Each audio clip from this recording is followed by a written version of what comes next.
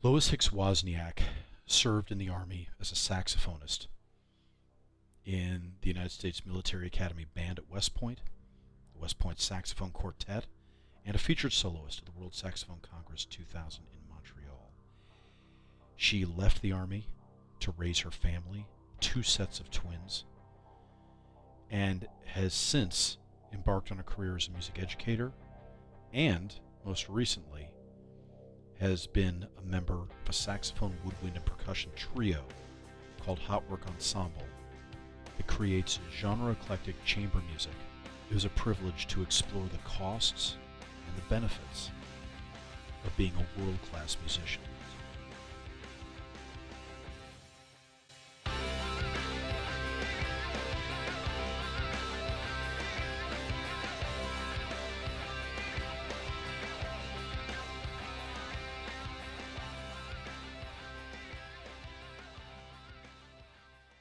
So that's it.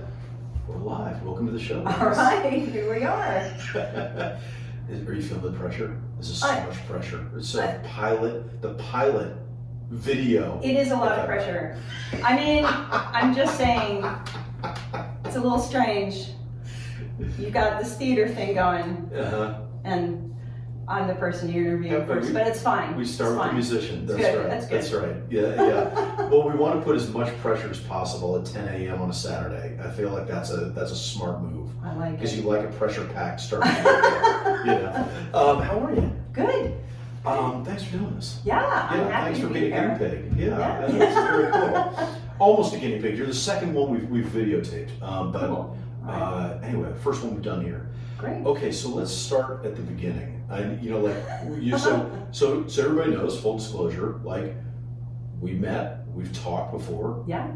And then I just shut the fuck up because I was like, I'm not going to ask any more questions because I want to save it for this moment. Right. So I'm trying to keep my ammo dry for right now. So now I think we should just start at the beginning. Where were you born? Where was I born?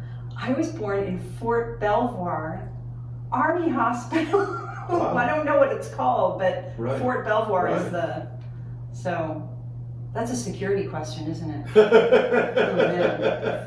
Fort Belvoir. You're dying down now. Who was in the Army? My dad was in the Army. Okay. But he was retired by the time I came along. It was You don't have to say that if you don't want. But for the time that it was, being Gen X, it was a little groundbreaking. Both my parents were divorced, and they married each other. And my dad had retired from the Army in 1960. He'd been a whole career as an Army Reserve officer, serving active duty the whole time. And he was stationed in. He fought in World War II. He was in the Pacific Theater, and then he was in Japan during the Reconstruction. Wow. Yeah, you're right. Under MacArthur, and he served on the Panama Canal Zone. And we were, for anyone joining us in the interview, these are up here on the mantle or molas from San Blas Island off the coast of Panama. So. Anyway, so my dad was 51 when I was born. Wow. Yeah, it was quite a thing. And he had grown kids, and my mom had teenagers, and then there's me. So were you the sole child that they had together? I was. There was a movie that came out called Yours, Mine, and Ours, the original one with like Lucille Ball and I don't know. Does it ever matter? Oh wait, Henry Fonda? Lucille Ball and Henry Fonda? Maybe? Okay. I don't know. That's what it's saying, just to see that. I don't know. Anyway, so that was sort of like the story. Yeah. I don't want to let everything with your dad go without just asking about that, because that's some pivotal stuff. I mean, Yeah. Did he enlist in the Army because of World War II, or? No, he was. I believe he was already in. I believe he was already in the Army, and my older siblings would be able to give a better picture of that. So World War II was thrust upon him. Correct, essentially. correct, Wow. correct. Yeah, he was already serving. And do you know where he went in World War II? That's a really great question, and I wish I could. That's all right. I wish It's all I right. could tell you. But major island battle, and it starts with an A, and I'm not gonna be able to come up with it right now. And But he was in the Pacific. that's terrible. He was in the Pacific Theater, correct? Okay. Yep, the whole time. Yep. Wow. Okay. And I believe saw some pretty serious, gruesome things. So. I'm assuming it sounds like he didn't talk to you that much about it. My father. Now I feel we need the therapy couch. I have a bad habit with that. Sorry, I That's get too okay. interested. Yeah. I'm certain that he did talk about it, and I was very little. I was very young, and really did not understand everything that I was listening to. But he suffered. He suffered from mental illness. Do I have any proof that was from his service? I simply don't. Sure. But I think that if we're talking about the greatest generation, Yeah. and I think lots of people suffered. Yeah.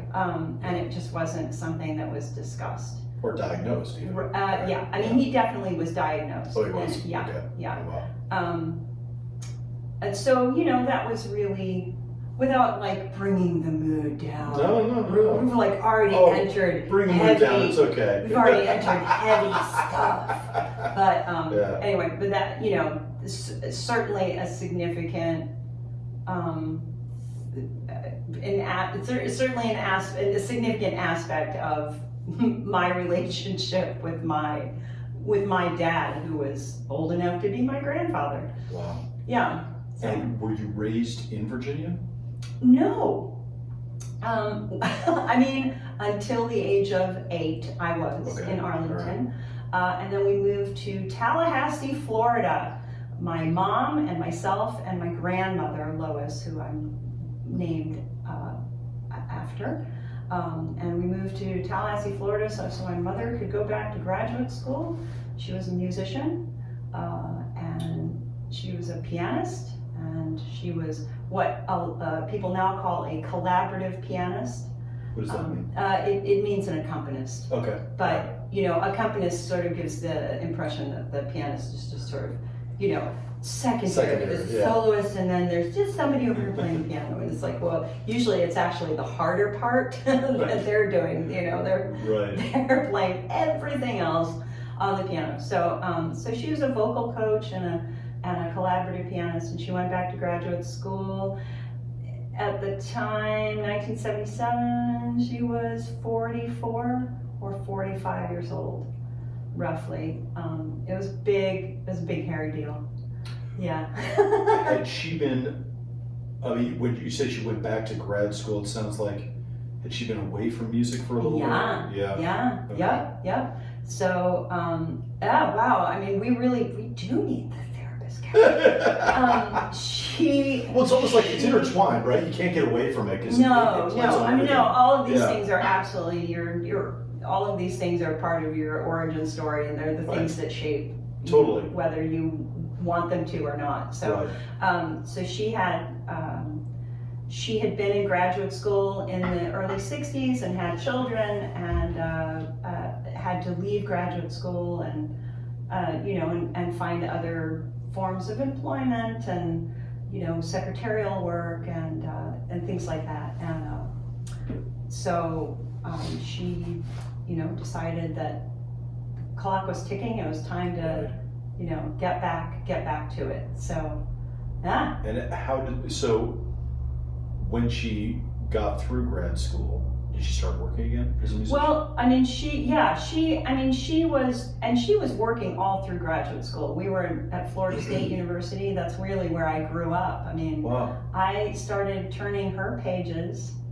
when I was 9. Wow. She would put a little dot on the music. I would follow along with the music. I was already playing piano at that point, and I would follow along, and I'd get to the dot, and I'd turn the page. I'd stand up, turn the page. Wow. And eventually, I didn't need the dot anymore. And I would just look for her head nod and I'd turn the page. So, and I turned her pages from the age of 9 until I was in high school, until I went away to boarding school for high school. But I grew up going to concerts, going to recitals at Florida State. I always said I was probably the only 12-year-old who could have a conversation that went, well, my favorite clarinet sonata is probably, I mean, I like Poulenc, but I really like the Bernstein clarinet sonata better. Such a cliche. Yeah, So, so funny. yeah. So, unfair question. Would you have been a musician if she wasn't a musician?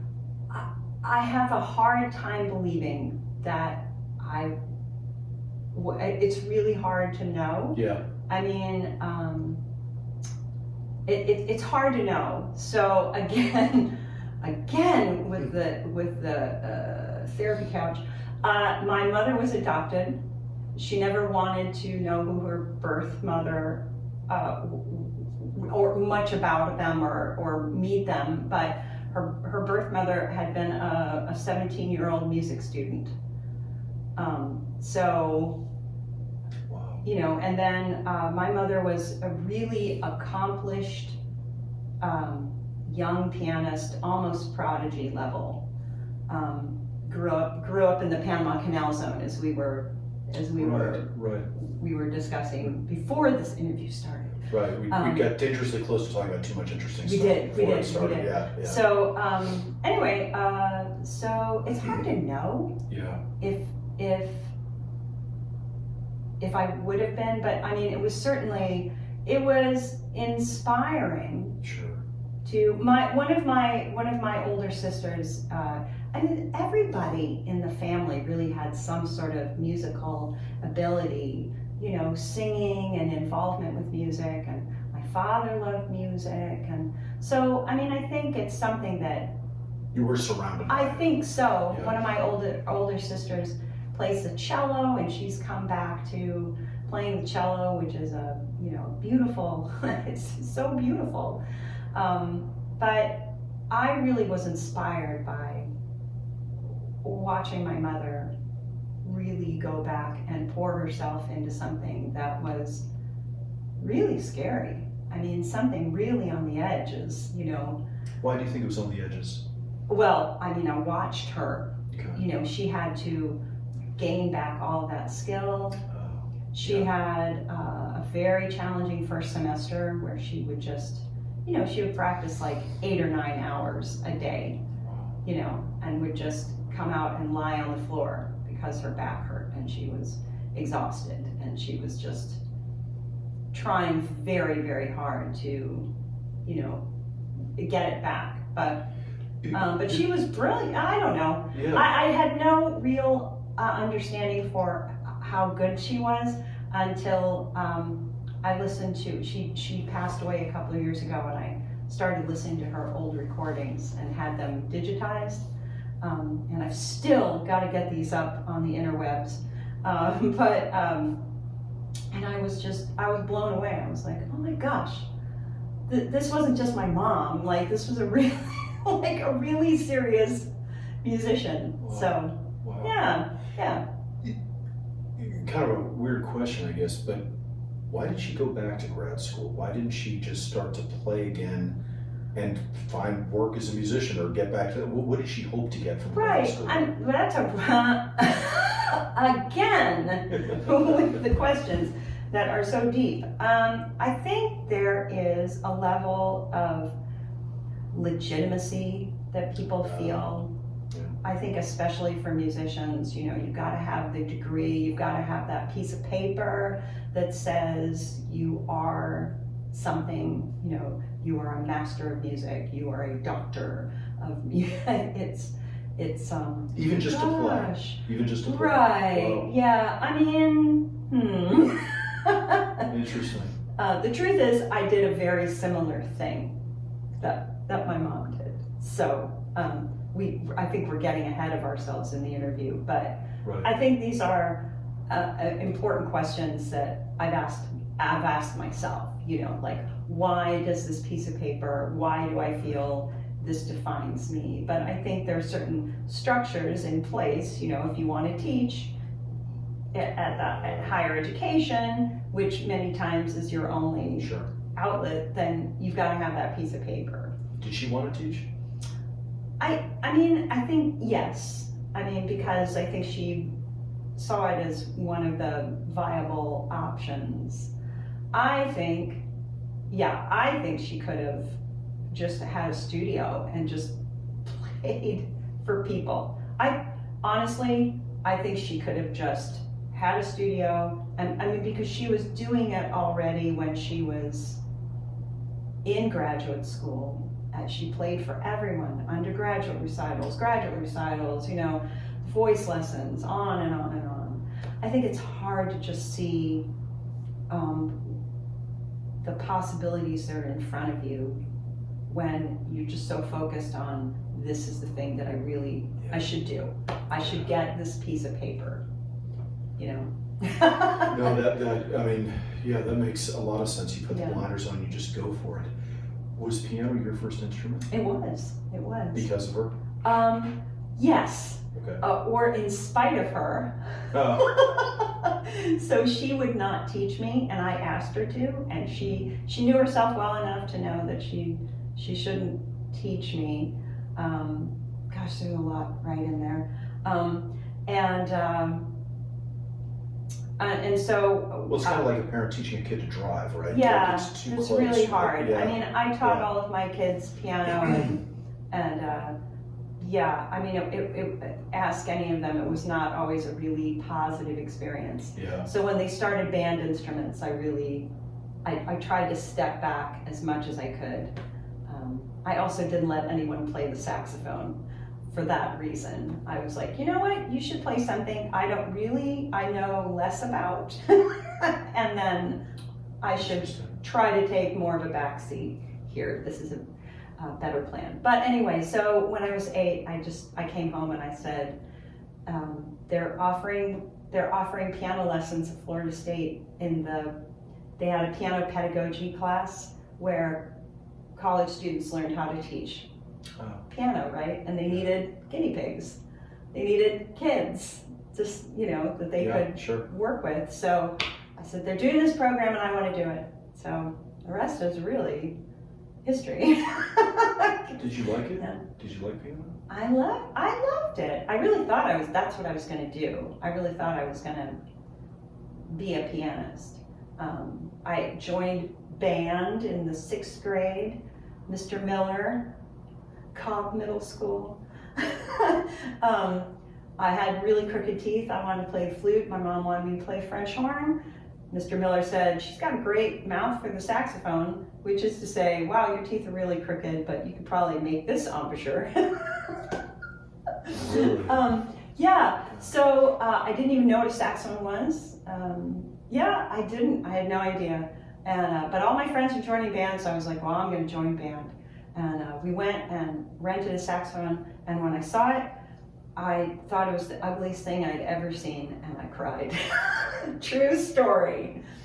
Most people that play the saxophone are like, this is the most beautiful instrument ever. Really? I'm like, oh no, it's so ugly. But because I had already been playing piano, I knew how to read music, and I knew how to read 2 clefs, and so learning the saxophone was just, you know, learning the mechanics of how to play this instrument, and I just sort of really took off. I saw it as this interesting challenge to, you know, learn another instrument and get really good really fast. Right.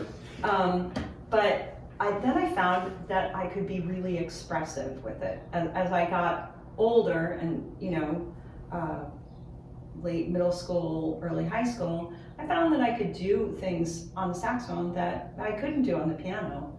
Like what? You know, like vibrato. Yeah, okay. You know, and just really being expressive. The piano is more of a percussion instrument, which is not to say you can't be expressive on the piano. I also, you know, you start looking at things like, my mom's having a really hard time of making a career of this piano thing. I wonder if I should put all my eggs in this saxophone basket over here. Because a lot of, you know, That's you would interesting. Yeah. play for someone and they'd be like, oh, you know, you're very good at this. I'm like, oh, am I? Oh, okay. So That's actually interesting. Is that true? Is there more commercial possibilities with sax, or at least money-making opportunities with sax than piano? no, I mean, Okay. no. Yeah, I was gonna say that. No. Yeah. No. Okay. I mean, no, truthfully, I mean, the whole big picture, no, right? Like, you can't even go into this if you think you're gonna make money. Although I have to say, 1980s pop music, a lot of saxophone, of saxophone. Yeah. Huey Lewis and the News, Yeah. Men at Work. I mean, the Man Eater solo. Sure. Junior Walker on Foreigner's Urgent. Hello, like, I thought, oh yeah, you know what? I'm gonna get good at this, and I'm gonna play in rock and roll bands. I'll go, oh, this, no problem, I got this. And then, I don't know what happened. You know something? Well, I'm glad you said that, because so we talk about. We'll do a little digression here, so you don't feel like you're completely on the therapist couch. But there was Stephen Merchant that did The Office with Ricky Gervais. He had his own show on HBO. It didn't do well, I don't think. I think it only went for one season, but it was called Hello Ladies. And it was set in LA, and he said when he was doing it, he's like, to me, LA music has to be 80s influenced sax-based music. And so every song is like Hall & Oates, Yes. or Stewart, what's his name? Rod Stewart. No. No. Well, yes, it would be Rod Stewart. Yeah. But, I'm thinking the Scotsman, Year of the Cat. He did Year of the Cat. Yeah, I'm not. Anyway, But yeah, it's all these songs that were. Baker Street, which has this amazing saxophone opening, and then it totally, I always feel like this is so disjunct. This opening has nothing to do with the rest of this song. I don't really get it. You know, that. So I mean, you're inspiring me. If I had any pull in this industry at all, talk about something that needs a comeback. Because even you saying this now. Remember Rat, Way Cool Jr., the end of Way Cool Jr. I mean, so just a rock song, typical 80s sleaze, like, girls in the bathroom. Right. But it ends with just this sax riff. And it's just this very jazzy sax riff, and that's all it is. And I'm like, because the guitars fade and it just becomes this sax riff. And I remember when I was a kid listening to that going, God, that's really fucking cool. And there is something, they're talking about music that's ready for a comeback. Integrating sax into pop music more. Yeah, man, because it is a vibe. There's been a lot of sampled saxophone, and I mean, certainly we've got a lot of music that's, perhaps not necessarily popular on the radio. People don't even listen to the radio anymore. Right. Anyway, on Spotify or wherever. Right, exactly. Right. But I mean, it certainly is there. But for those that want to pick it up, I guess. Right, exactly. But I think it's just not nearly what it was. I mean, Michael Brecker played on everybody's album. Now I'm going back like maybe into the 70s, but like Pete Crystalline playing, with Steely Dan, and Phil Woods playing with Billy Joel. Just the way you are, like these. Well, Clarence Clemens. I mean, he's doing right? Yeah, exactly. Right. My God, exactly. It's setting the tone. Right. So, okay, so let me ask the very superficial question. Would you have had the same passion for sax if you had been doing this in, say, the 60s? Was the 80s pop scene, how influential was that in your growing love of sax? Truthfully, I don't think it was a huge thing. Okay. I think it was just something, I listened to popular music, and I thought, I hear a lot of saxophone. But I was very focused on playing classical music. So I think there's a lot here. How much time I love do it. you We got have? all the time in the world. Yeah. So When I started playing the saxophone and started getting really serious with it, what I was really studying was classical music on the saxophone. And classical saxophone is a little more common now than it was then. Saxophone is a relatively new instrument, invented by Adolph Sax. Here's your history lesson. Yeah. Adolph Sax, in roughly between 1839 and 1841. Saxophone means sound of sax. Belgian instrument maker, patented the instrument in 1846, wanted it to be an orchestral instrument, intended to be a bridge between the strings and the winds. It's an extraordinary instrument that can sound like almost anything. Right. It really is a beautiful instrument. It didn't really take off as a classical instrument. A few classical composers wrote for it in the 19th century, blah, blah, blah, really took off in French military bands. And then as jazz... Well, I got to plumb it up. Why? Why did it take off in French? Oh, because the French were using things like double reeds, and those are not great on the, marching. You don't want to march with a bassoon or an oboe or... It's just too big. Well, it's just not practical, right? I mean, that's an instrument that should stay indoors and be protected. So sax was kind of rougher. It was rougher. Oh, a saxophone is made of metal, and then it's this hybrid. It's made of metal, but it has a reed, right? So it's a woodwind, even though it's not made of, right? Really, in the classification system of instruments, it's an aerophone. But For those keeping score at home. That's right. Wow. So,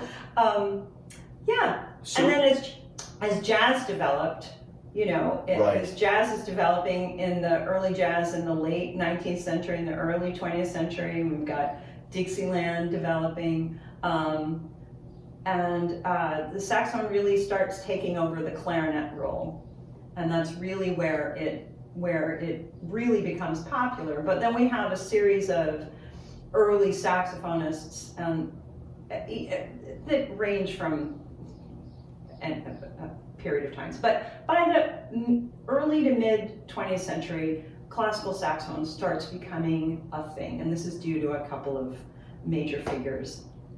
Anyway, they were pioneering. They were.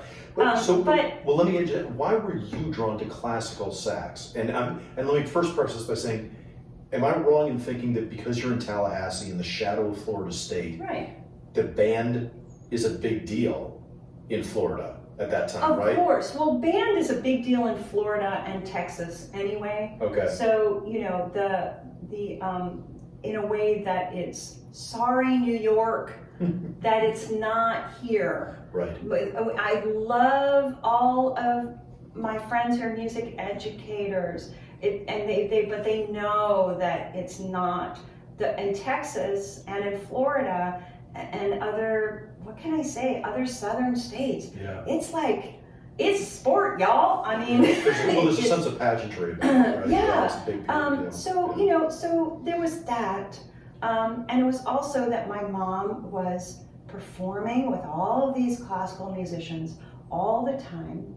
And then there's a really extraordinary classical saxophone professor at Florida State, shout out to Pat Meehan, Professor Meehan, who I studied with his graduate students. I mean, she just got me lessons because that was like the thing to do. Yeah. So I started studying with his graduate students, and I eventually studied with him, and it just seemed like our level's okay. No, we're good. Yeah. It just seemed like a natural thing to play classical music, but I was already playing classical music on piano, right? So, and it just was a thing that now we're really getting into. It's funny, there were very few female saxophonists. When I started playing saxophone, I did not have any female role models. There were a few. Shout out to Deborah Rickmeyer and Gail Levinsky and Karita Rasher and others that I'm not thinking. But obviously we're talking about like, you could count them on one hand, maybe two, that's it, right?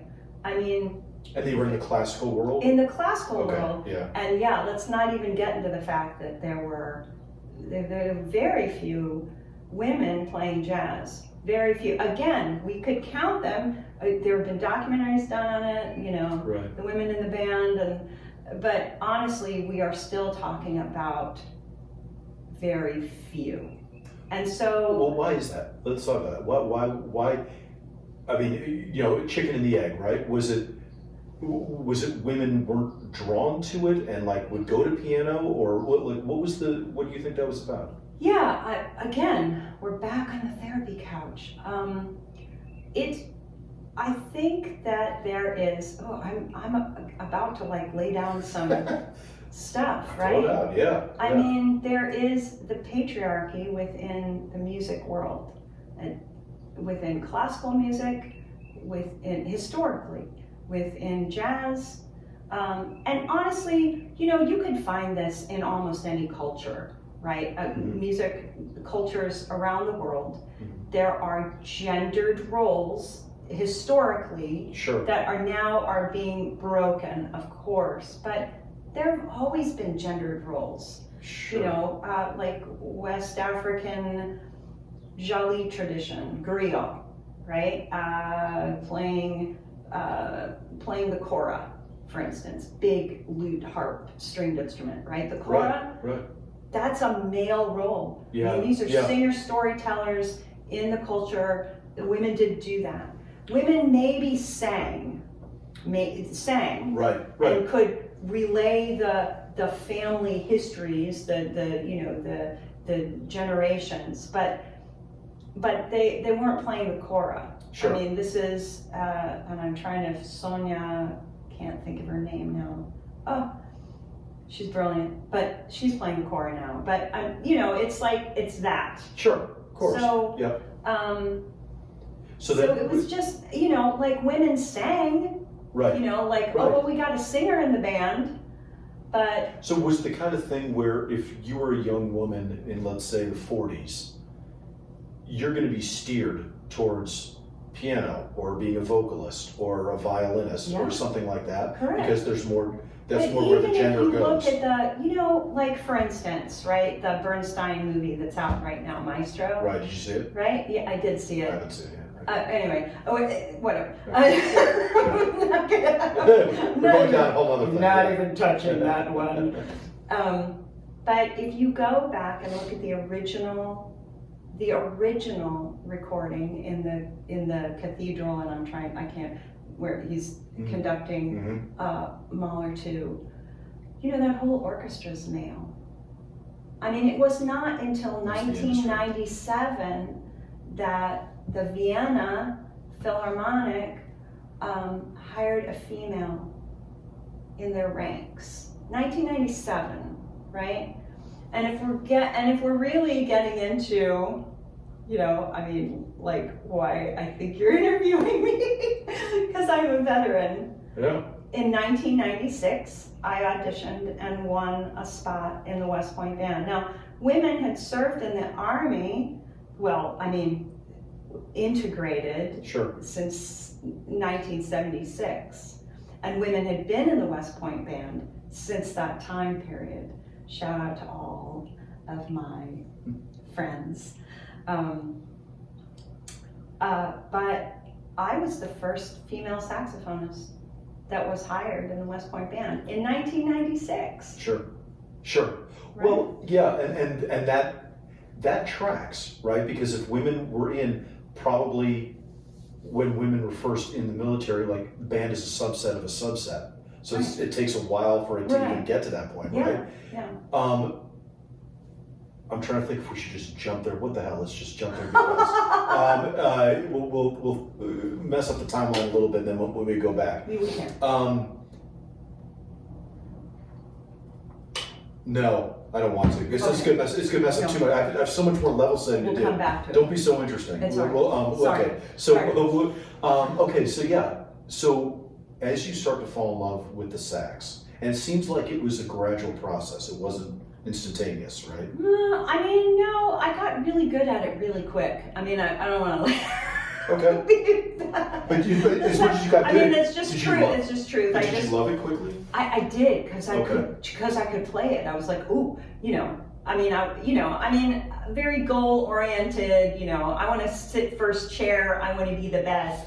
You know, my beloved middle school band director, who did one of the most brilliant things ever, music educators, if you're paying attention.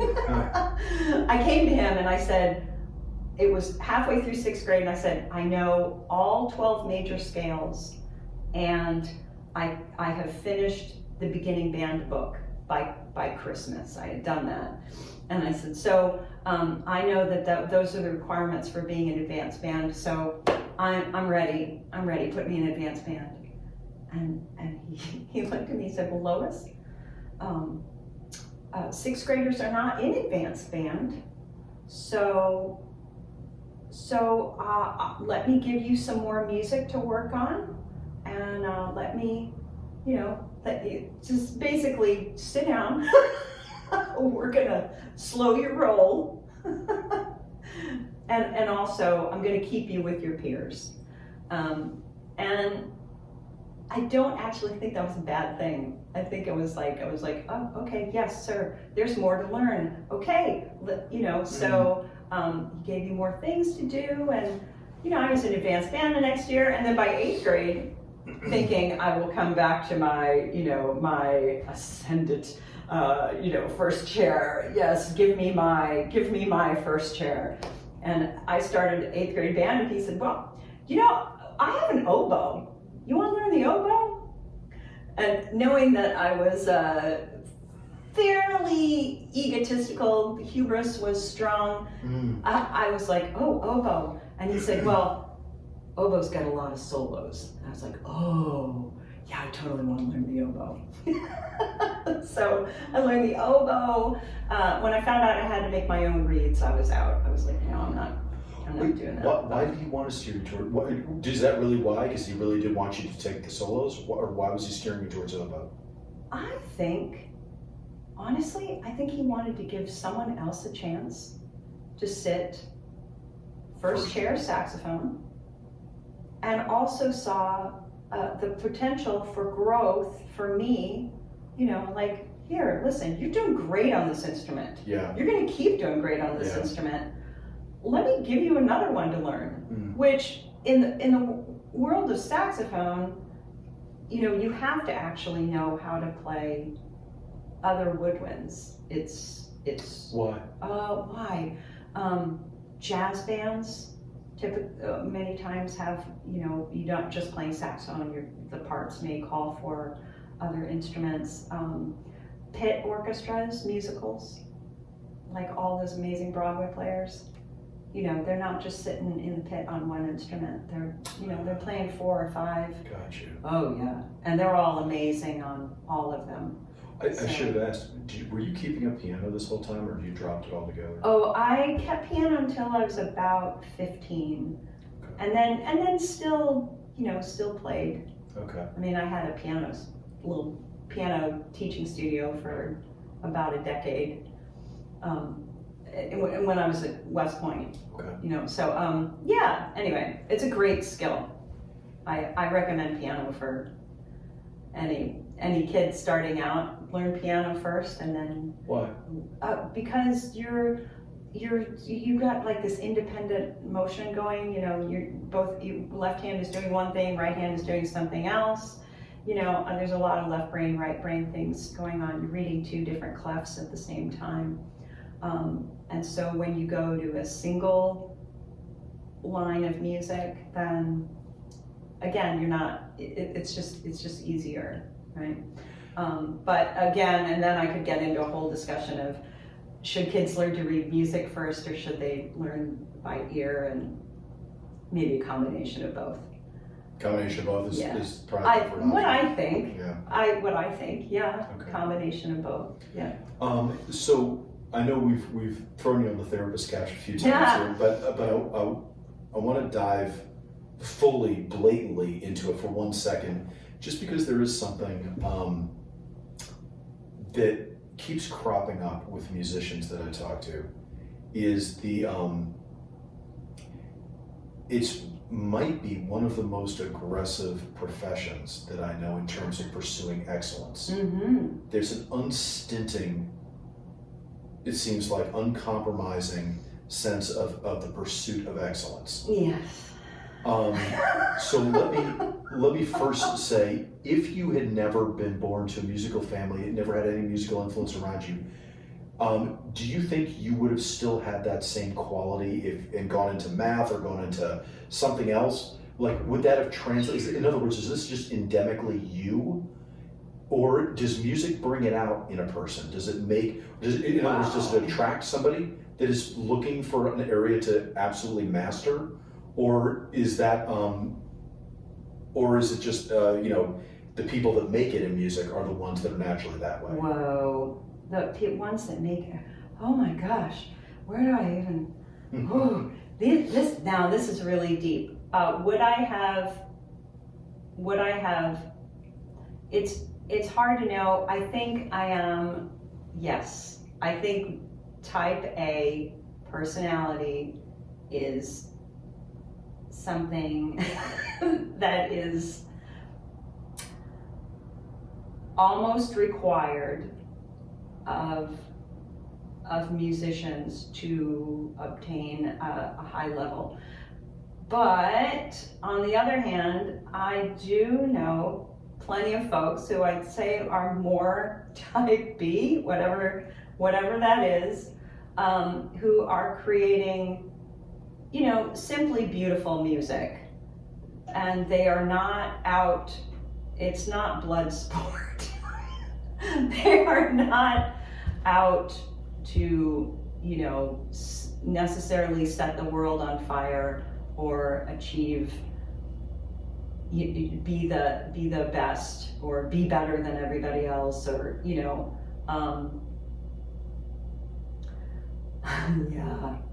it's deep. Boy, that's seriously a deep question. So I think that perhaps I am naturally, yes, I think, but I think it's also something that you learn in studying music. You learn, it's a work ethic. It's a way of looking at something so that you have the proper form, so that you are working on something, not just so that you can get it right one time, but that you're always right. Like, that is something that is misunderstood. I've practiced it until I get it right.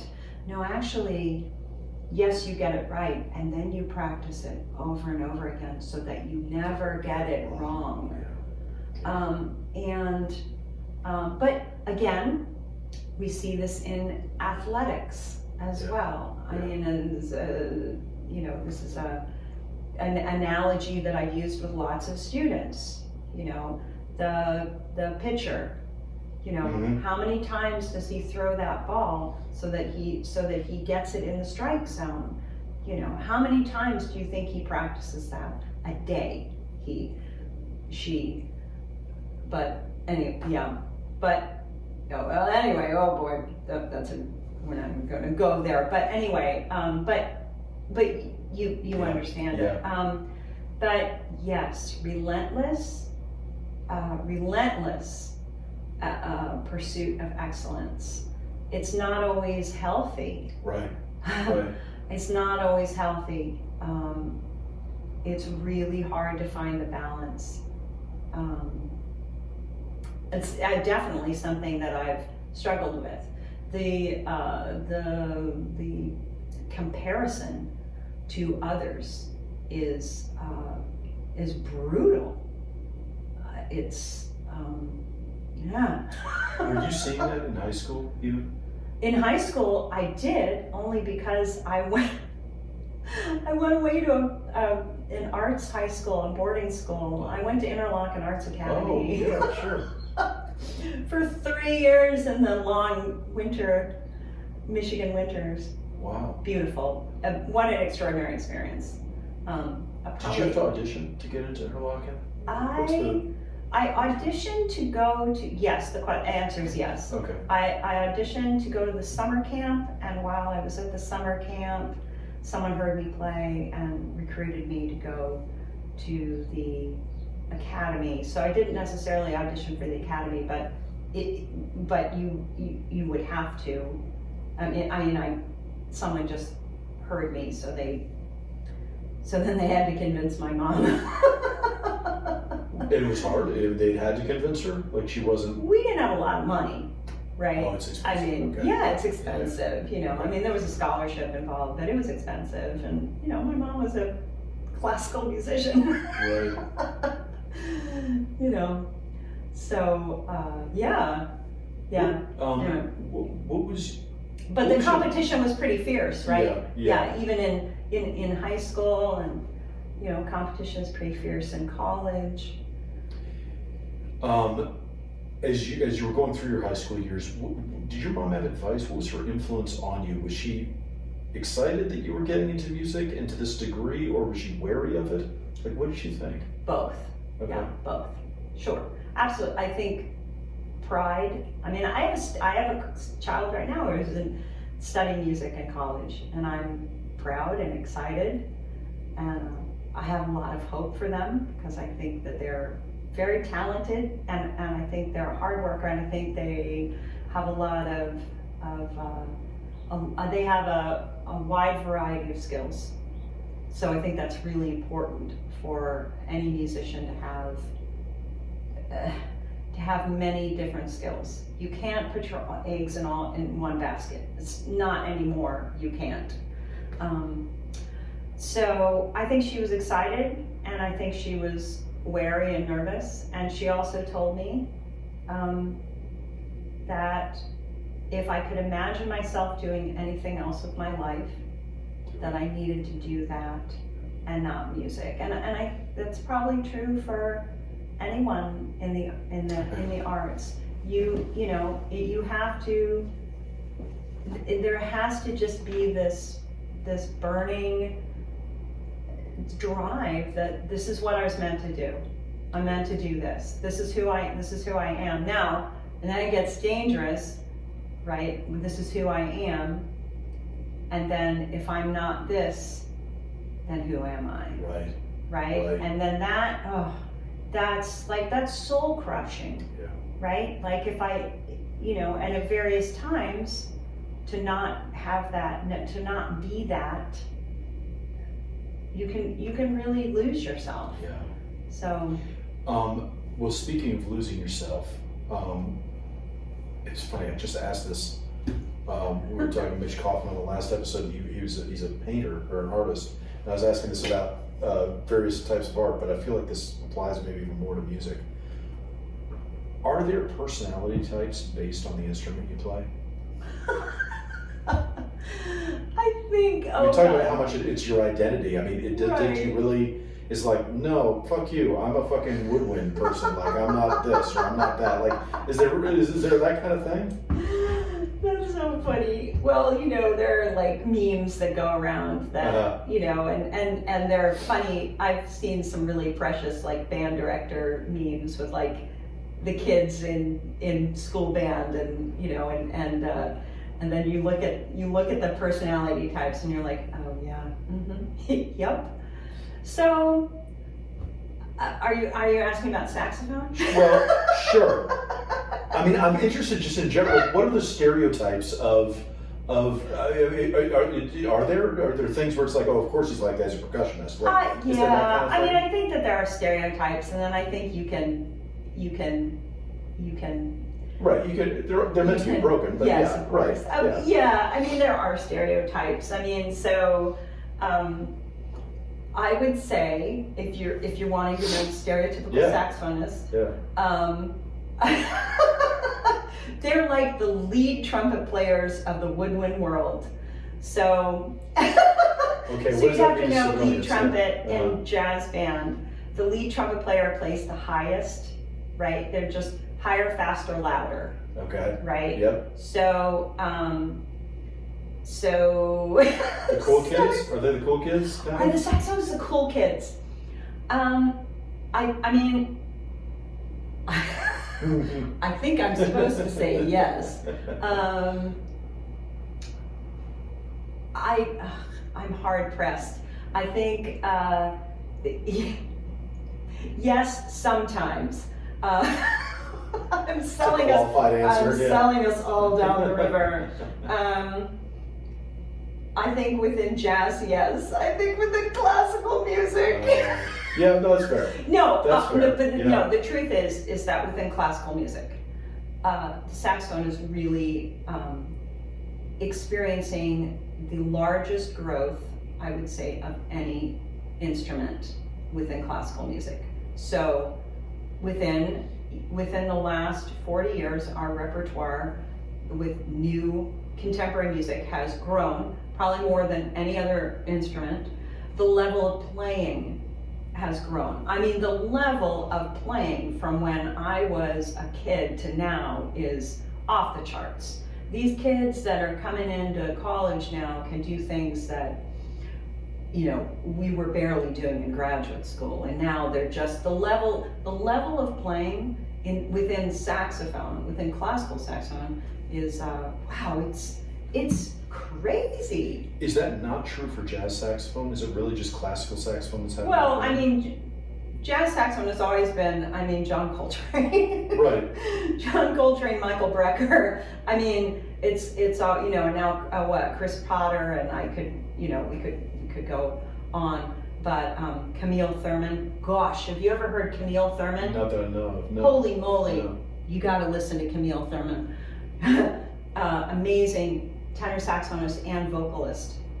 Huh. Just every time I've heard her, she's just blown me away. But anyway, I think the level of playing in saxophone is, it's So just jazz sax has always kind of been at a high level. Is that what I'm seeing? But classical. it's also just different too, right? There's just different skills and different. But So I guess what I'm saying is, why is classical sax having such a boom now?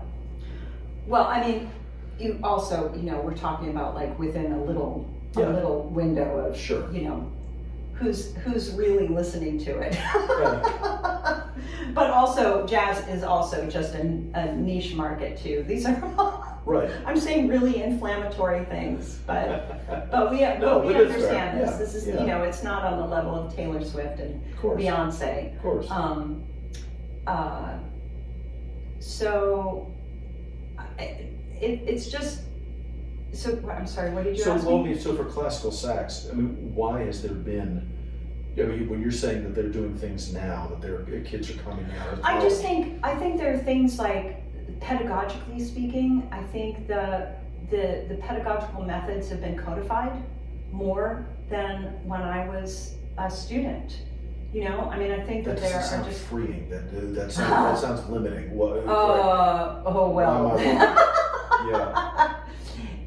Yes and no. Okay. Yes and no. And what a great observation. So yes, within that, I think it's important to still find your voice and find your creative spirit. And that is a challenge, I think, in classical music, period, right? I think it's easier to do that within jazz. Sure. Or popular music, or folk music. Classical music, again, with the inflammatory statements I know. I love it. Yeah, no, it's good. Classical music is just really, a lot of recreation. You're reading the music on the page and you're playing it, and a lot of times it's like, well, this is the way it gets played. And if you don't play it the way it's always been played like this, then, it really takes something. It takes some chutzpah to just, go, actually I'm gonna play it this way. And this is my artistic decision, and I'm gonna have my own tone or my own way of creating vibrato rather than fitting into a cookie cutter model or. Well, let me back up then, because now that begs the question: why were you then drawn to classical sax as opposed to jazz? Yeah. We're back on the therapist couch. Yeah. Well, I mean, first of all, I think it was what I knew, Okay. right? It was what I knew. I knew classical music. My mother had some jazz records. I did have a funny, Thelonious Monk and Art Tatum were the first jazz albums I listened to. So Charlie Rouse was probably the first jazz saxophonist I ever listened to, which is great, but maybe not as, common as like hearing Charlie Parker for the first time. Sure. Do you know what else? I got to hear, if anyone knows who Marcus Roberts is, he's a jazz pianist. Good. He was studying at Florida State for a period of time, and my mom took me to hear him play on concerts, and I remember we walked down the hallway one time, and he was in a practice room practicing, and she stopped. She was like, "Listen to this. This is Marcus Roberts. He's amazing." Was he known then, or was he still? No, he was still up and coming. Okay. But anyway, why classical, not jazz? Because it was something I saw modeled to me, and then I had an opportunity to study with a really, I had an opportunity in middle school and in high school to study with some major classical saxophonists. So, that really shaped me as far as, these, with both Pat Meehan, and then I studied with Dr. Frederick Hemke in high school, and he was one of the first prominent classical saxophonists in the 20th century. I would say second generation. He studied with Marcel Mule. Anyway, it's sort of a 6 degrees of separation kind of thing. So you're going to the source, you're tapped into the main. Right? Yeah. So it was, that's a lot of influence. And he was a really kind and demanding of excellence. To have that in high school was really quite something. And then my everyone I've studied with, and throughout my life has been that way. So why not jazz? I think is the question really that we're asking. Why not jazz? Yeah. Right? So I studied jazz a little bit in high school, gave it a good go in college, found it really challenging for a number of reasons. First of all, I think representation matters, right? Okay. So I found it very hard, but don't get me wrong, classical saxophonist also has been and still remains to this day male dominated. It's really hard at times to exist in this, saying inflammatory things, dudes, I'm saying it, it's hard to exist in this world sometimes, and to find your voice, and why? Intimidating, just Okay. intimidating. It was just intimidating, and so I fell back on what I knew how to do, which was classical music, where I had a strong voice, where I was good at it. I was just found jazz to be very intimidating. Now I am actually working more on jazz and improvisation, even in a non-jazz context, and do find it very, very freeing. But I think it's taken a long time to find that confidence, and I'm still working on it because I don't always have it. Again, we go back to that, the pursuit of excellence, the self critique that is involved, the inner dialogue that is involved while you are practicing and working. It's very hard sometimes to balance that inner dialogue, between letting yourself just sort of make the mistakes, right? The mistakes are where you're learning. Yeah. The failure is what has to happen in order to get better. But classical music is so based on perfection. There's more freedom over in jazz, but you still don't want to suck. Right. So, and the dichotomy between the two, it's very challenging. I found it very challenging when I was younger to sort of rectify that and figure out how I could, and I found that it was easier for me to just be over here working on perfection. I'm just going to be over here working on my beautiful tone, and and not where I'm safe between the walls within this box, and I can kind of go up to the ceiling of the box and sort of stretch here and there, but I'm gonna maybe play it a little bit safer, which is kind of crazy because perfection is not the pursuit of perfection.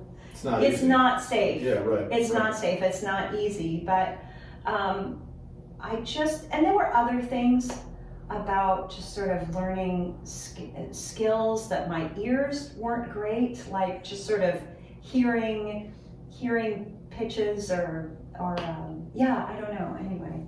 No, not anyway. That's really Oh interesting. man! Yeah. I didn't wear earrings today. I just my earlobes. That's the sound. That's the sound of everybody shutting off their YouTube. Disgust. Oh, we're out. We're out. Just not wearing earrings. We're no done. earrings. What am I doing this for? Oh my God. That's incredible as a layman. I mean, probably even sub-layman. That's incredibly interesting to hear. That's a really so. Let me just sum all that up with one question. If you had been exposed to jazz early, and if that had been the influence, and replace all your classical influences with jazz, would that have naturally been your comfort zone? Or do you think you still would have tacked towards the classical jazz, classical sax? Well, it's hard to know. That's really hard to know. Yeah, it is. Yeah. I think if I had just been, it's really hard to know. Yeah. But I felt like there was something about trying to catch a moving train that in learning jazz that I didn't think I could. It was already going, and I was just, there were certain elements that I just didn't understand, and it took me a long time to understand them and get comfortable with them. And again, I think there's a level of self-confidence that's involved with that. So one last music philosophy question, I guess, for now. I was talking about this the other day with somebody, but I'm firm in my belief that I think as you get older, you become a better actor because you just have more life experience, you can tap into more things. And unless you've conditioned yourself to do certain things for commercial reasons, generally the older you get, the better an actor you are. Yeah. For music, which is a much more physical, drive, does not just the life experience, but the volumes of musical experience pay off and make you better and better as a musician? Or just because the body's the human body, does that become a thing where, okay, the spirit's willing but the flesh is weak type thing? Like, how do you find that, how physical and how much like a sport is music, where you might be wiser, but you're not necessarily better? Yeah. Wow.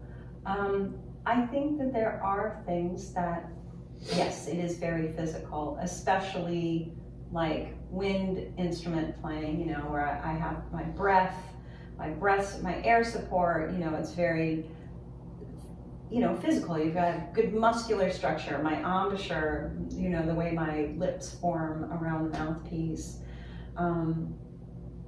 And so I think there are things that as you, and then I guess string players, have, arthritis. My mother developed arthritis and had trouble playing.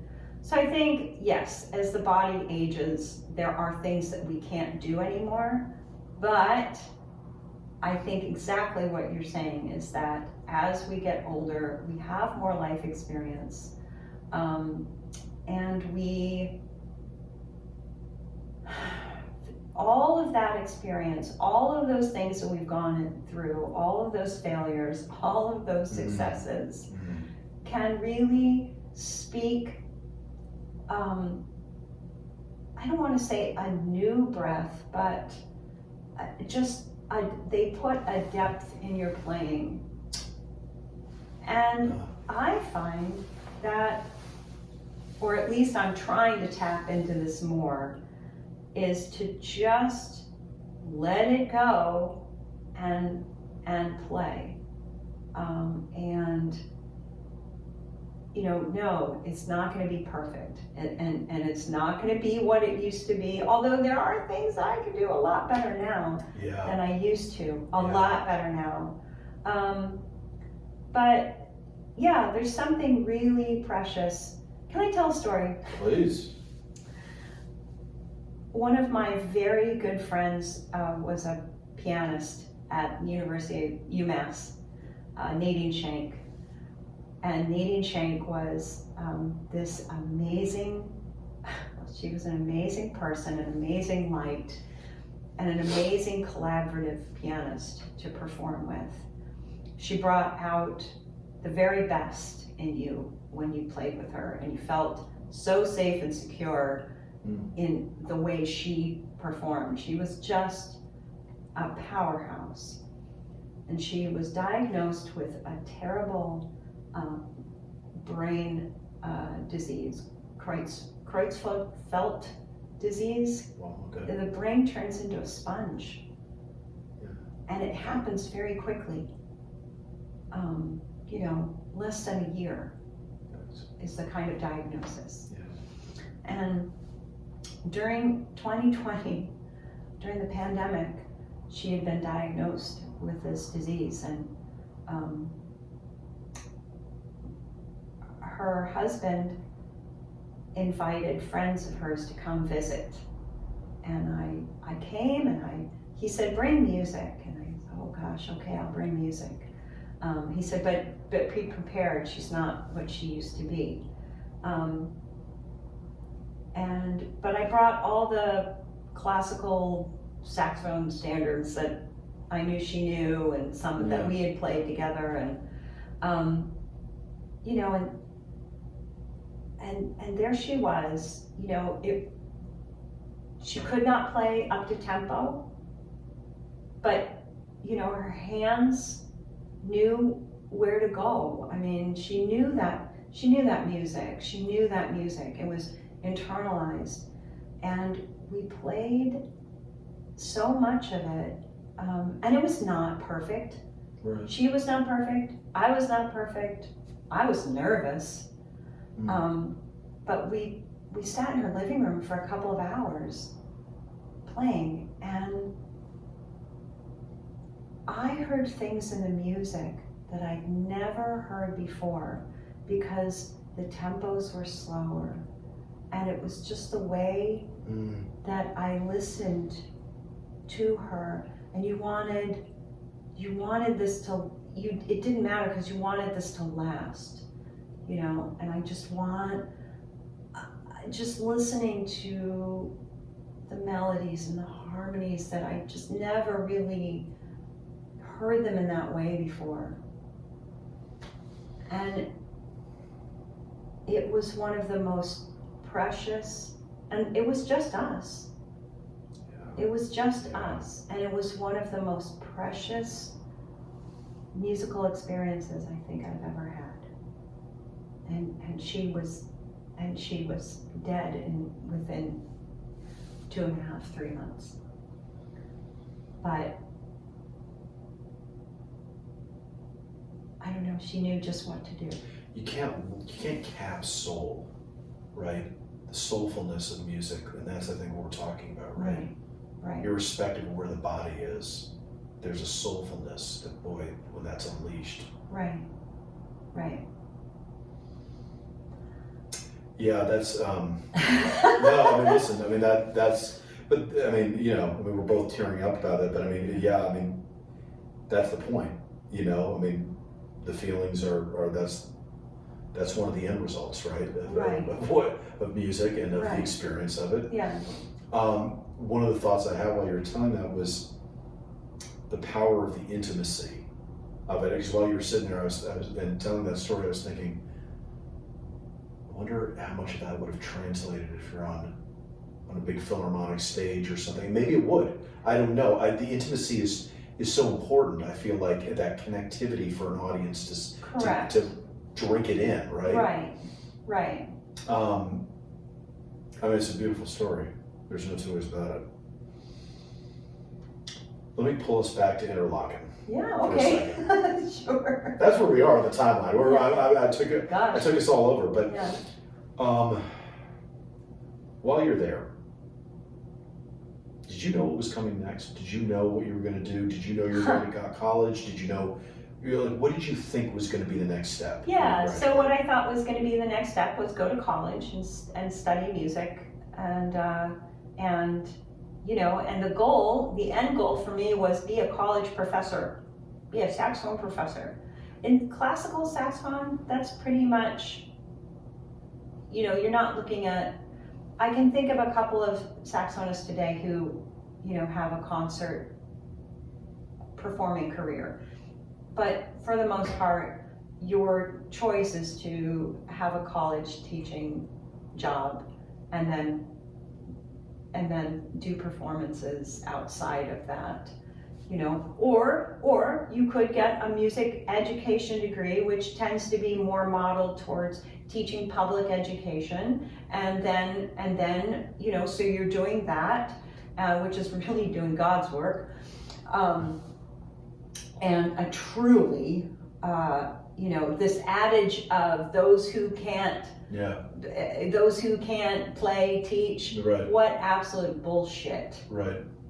I know lots of music educators who are outstanding musicians, and on top of that, they have the talent and the the intestinal fortitude to be music educators in a group setting. Holy cow! I couldn't do it. Although I wish I had gotten that degree only to have some of that pedagogical framework, and you learn all the instruments. You have to take, in that degree program, you have to learn strings and winds, and you have to learn all those things. I wish I'd done that.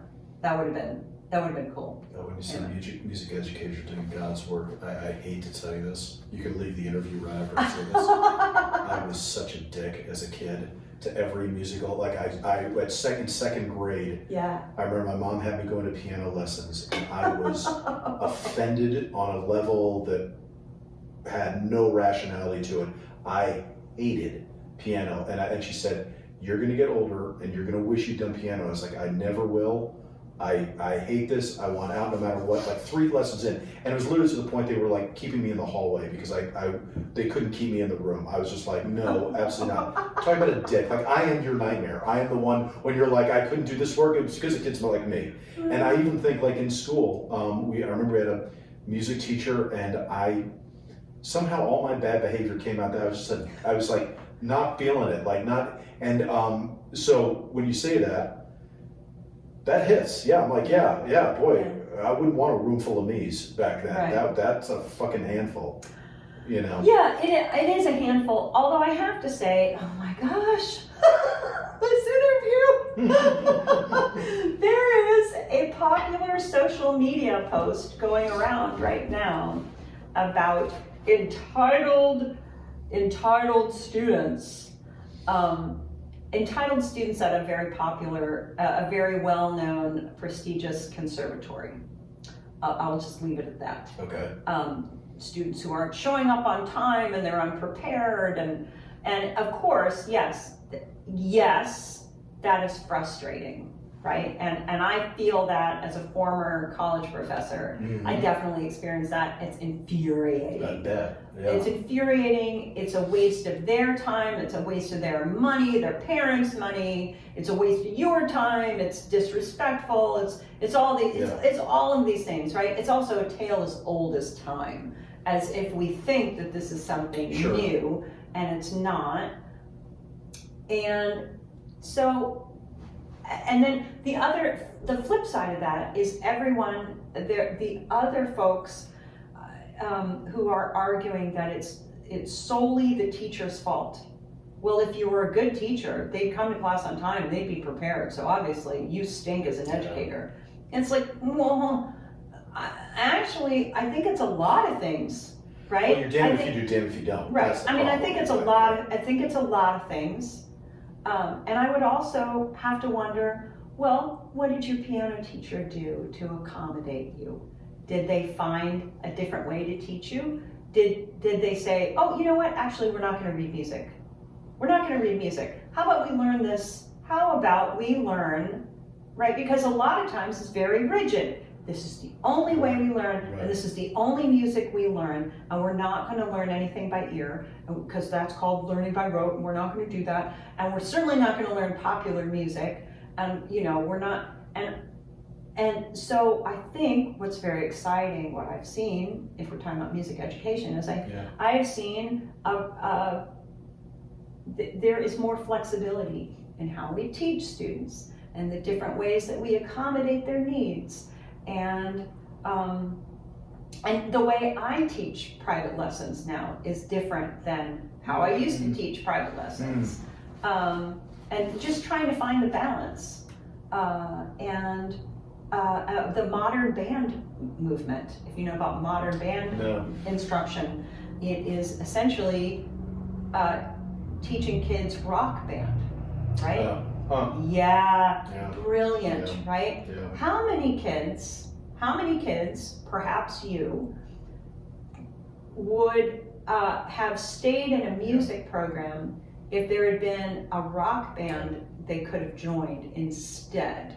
Now, it's not to say that we get rid of traditional concert band and orchestra, because there are kids that are going to want to do those. Right. But a lot of kids, you lose them.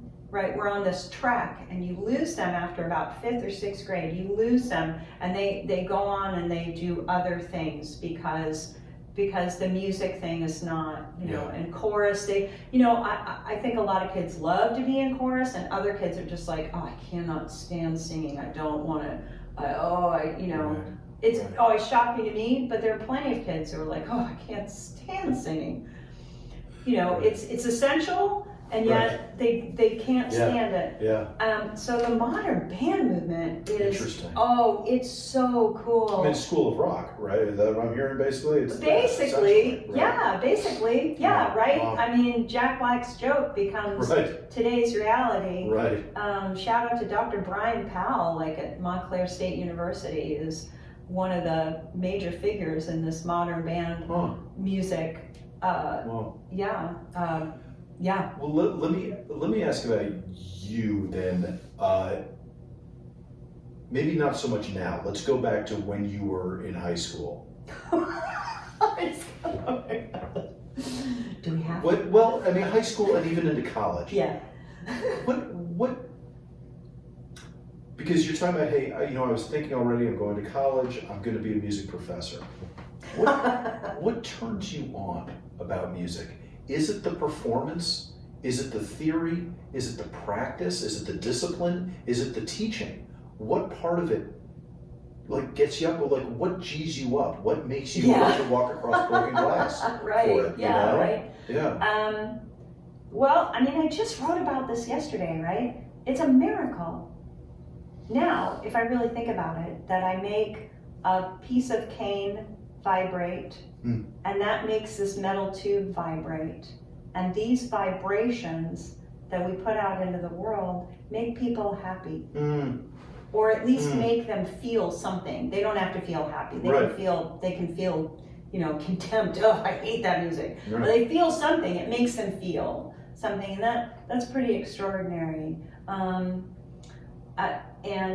if you've ever listened to any indigenous Native American peoples talk about music and the vibration, that the vibration is what connects them to the creator, right? It's the most extraordinary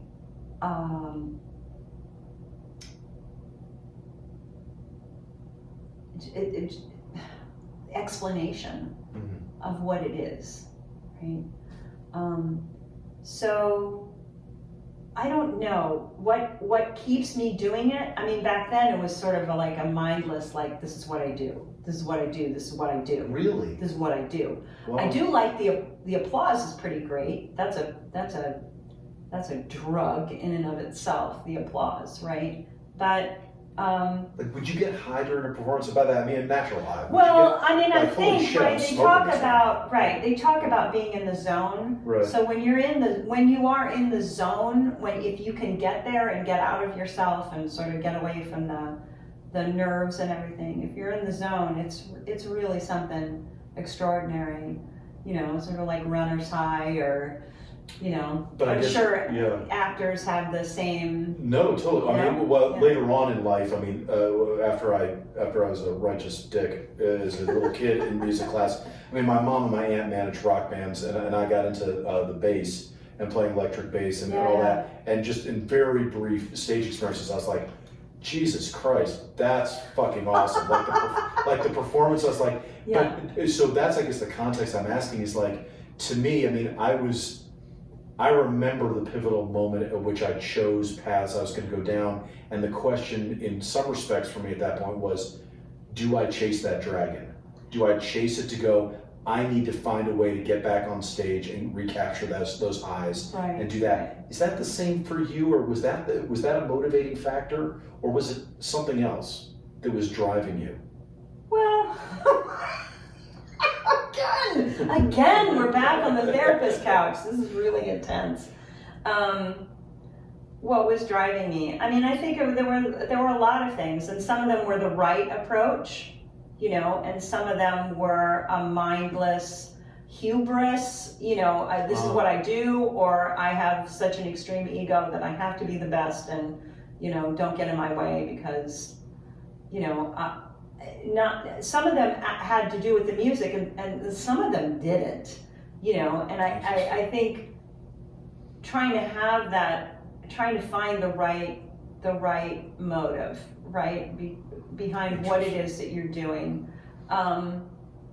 So I think with age, a lot of times we have a better handle on what it is that we do and why.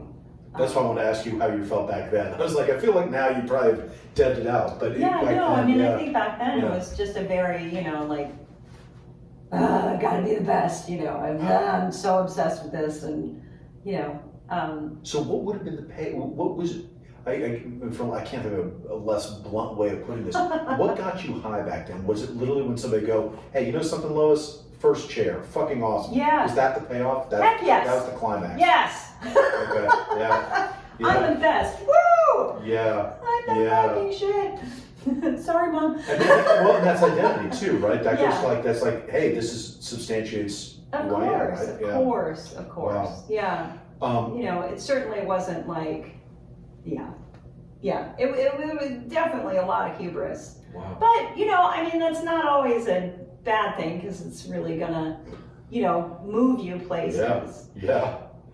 But like now, why do I play music? I mean, I come home from a day gig and I'm excited. I'm like, I'm excited to teach a student a private lesson. I'm excited to practice. And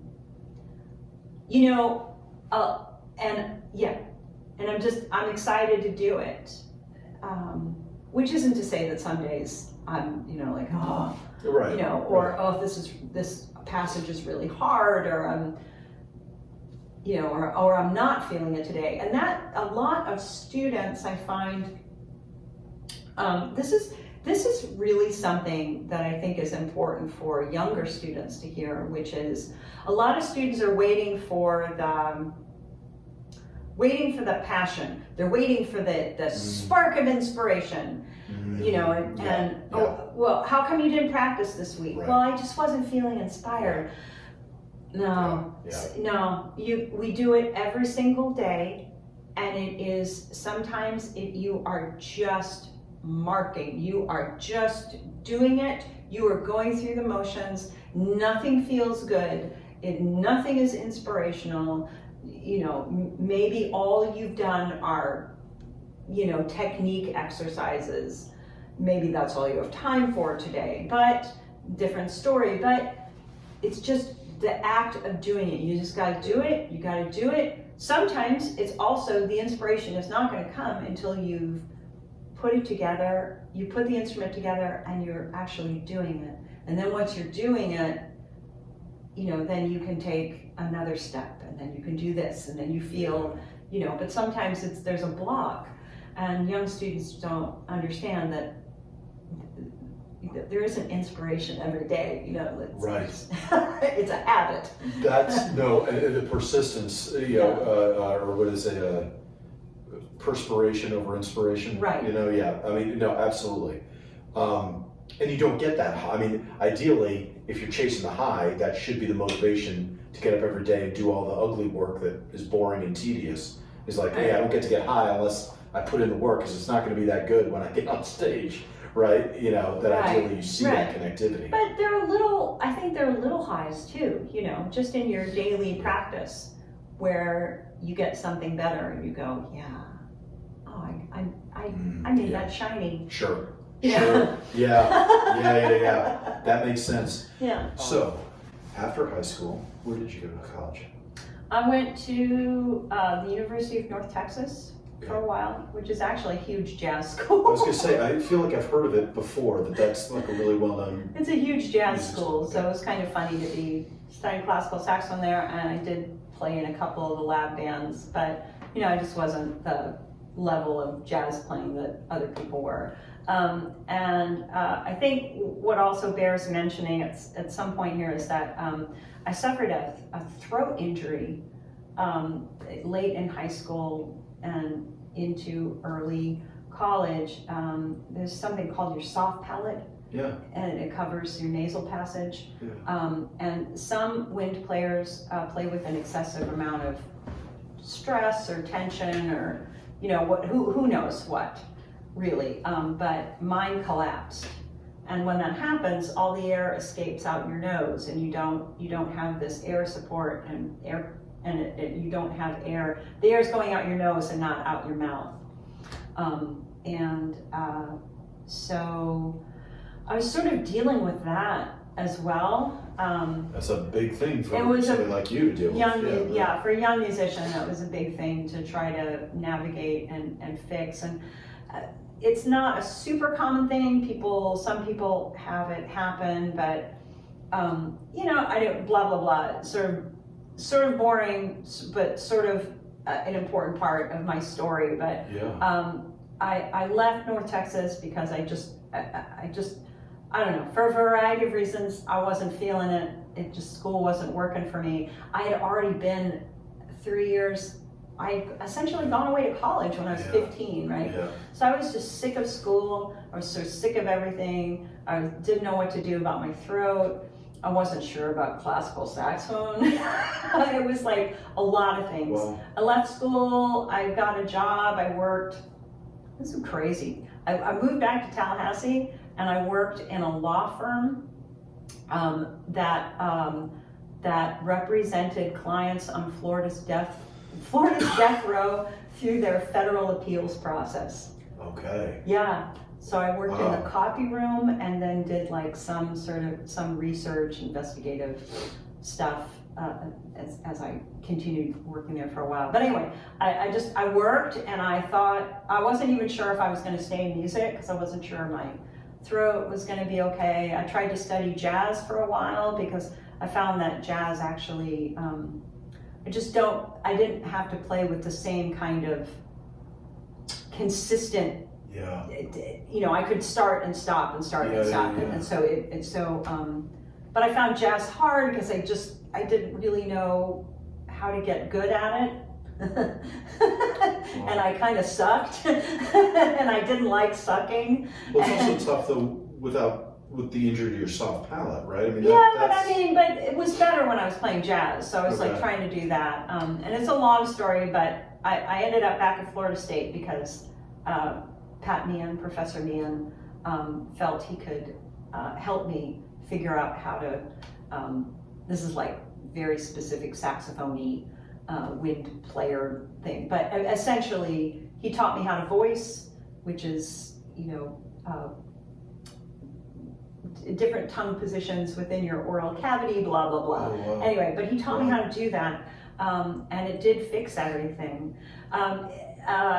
And I went on to have a really strong career because of it, because I really thought I was just going to quit at that point. Yeah, I was going to say, when you were working at the law firm, did you think, hey, I'm kind of out, like I'm done, or did you? Yeah, I kind of thought I was out. I mean, I looked at things like library science, and I was like, well, I'm here, maybe I should do pre-law, maybe I should, I was playing I was trying to study jazz and thinking, well, maybe I'll go back to school for jazz, but I don't even know if I can do it, and I feel like I kind of suck, and I don't know. It was rough. So it's interesting. I mean, we've talked so much about the identity thing. I mean, what did that mean to you at that moment? I can imagine. Yeah, when everything hinges on your fucking soft palate. Right. It's Yeah, like, Jesus, yes. And there's a brilliant young woman right now who's going through a very similar experience, and she's very beautifully speaking about her experience, and does this mean I'm still a musician, and trying to find that meaning. So I have a deep Mariah. I have such a deep love and respect for your journey, and not for nothing, I actually experienced a soft palate collapse, partial collapse.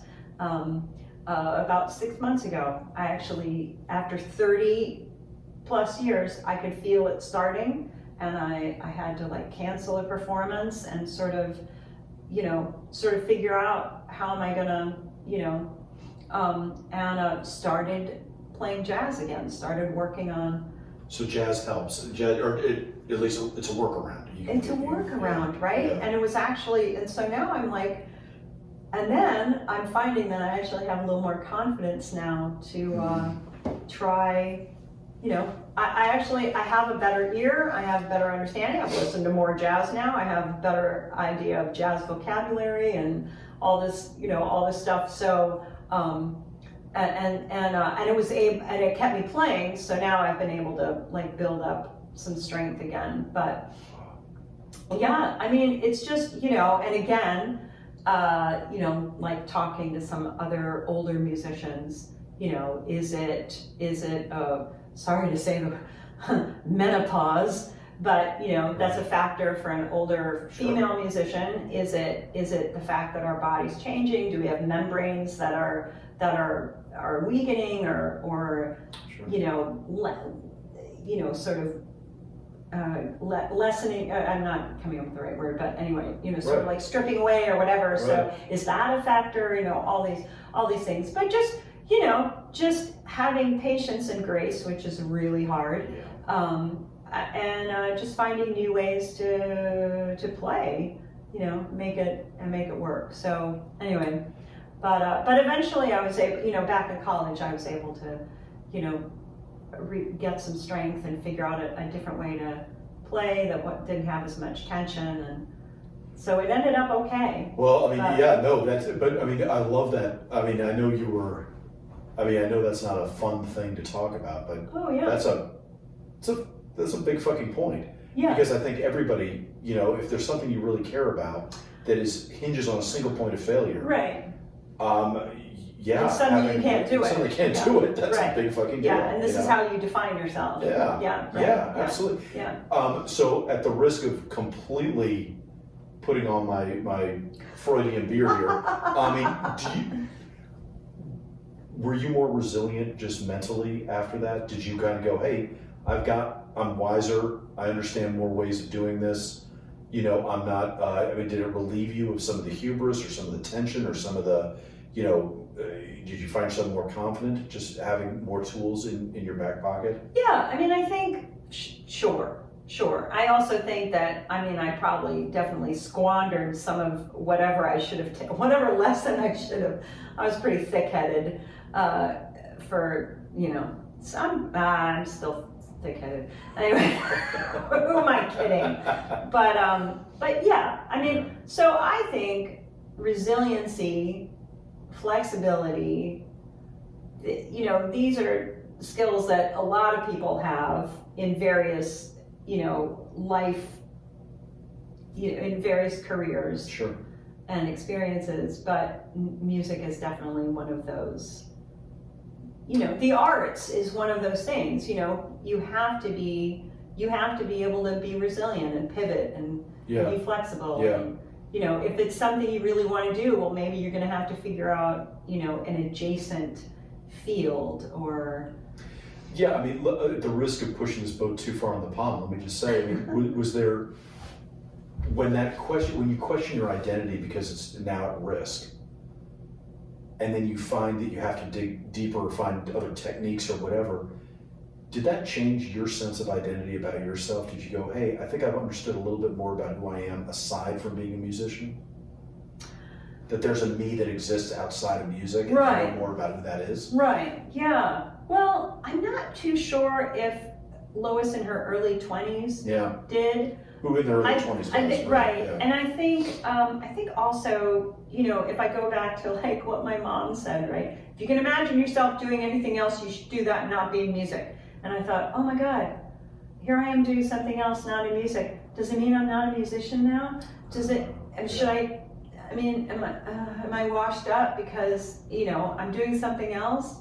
So, you know, that's a double-edged sword, I guess, you know, and so obviously that's not what she meant by it.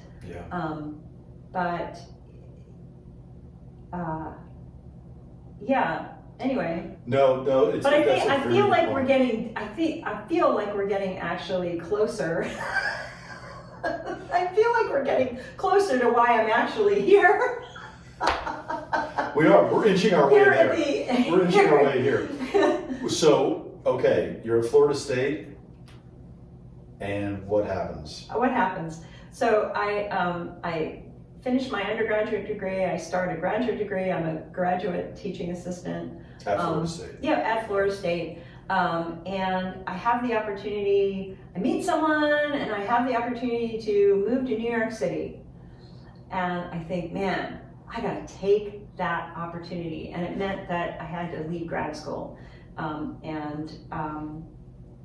But I felt like it's now or never, right? Like I gotta just go do this thing, right? And what does that mean? To go just be in New York City? Yeah, be in New York City, okay. Be a musician, see if I can do this outside of academia, right?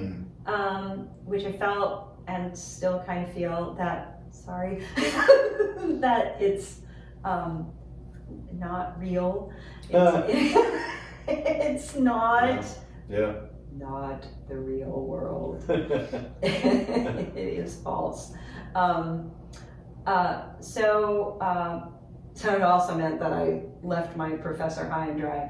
But I think he recovered, and I think he forgives me now, but it was not, I was just, you know, I was 25 years old and just a kind of a flake. Definitely a flake. Definitely. Anyway, oof.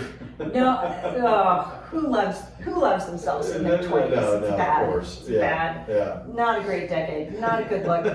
So, but anyway, so I moved to New York City, and again, I was a secretary, and I come home and I practice, and I took some gigs, and also just sort of like learning, like, oh, well, a lot of musicians around here are really good, aren't they?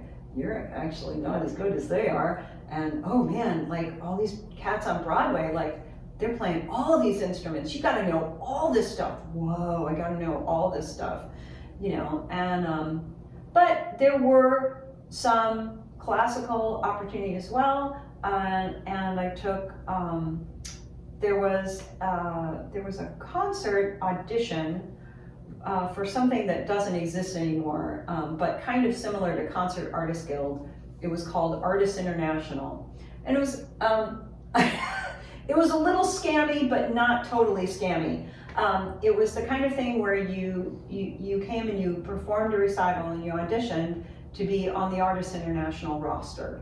Okay. And Did you have to pay them anything though? Did you have to pay them anything? I'm fairly certain there was some sort of application fee. Of course there was. Right. Anyway, Okay. we could have a long discussion of equity and inclusion and all that stuff, and let's not even go there, man. I could talk. Anyway, but what ended up happening was that I kind of won. So I won a debut recital in Weill Hall in Carnegie Hall, which for, like 1994 and classical saxophone, that was kind of a big hairy deal. Sure. So great opportunity, and of course looks really good on your bio even today.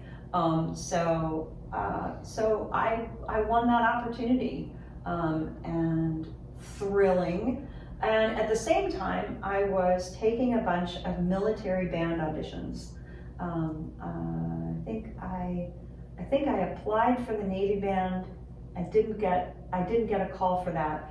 I went down and did the cattle call for the Marine band audition in Washington, D.C., which was intense. It was like 60 saxophonists all in a room, all playing the same music, warming up, getting ready to play. I did that and it went pretty well, but ultimately I didn't win that one. And I also sent in an audition tape for the West Point band at the United States Military Academy. And that one I won. So I guess the first thing is why?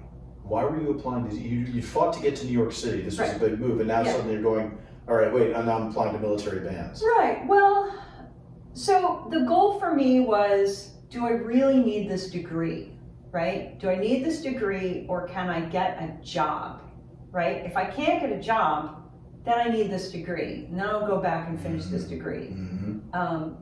But, this kind of just feels like it felt like a dead end.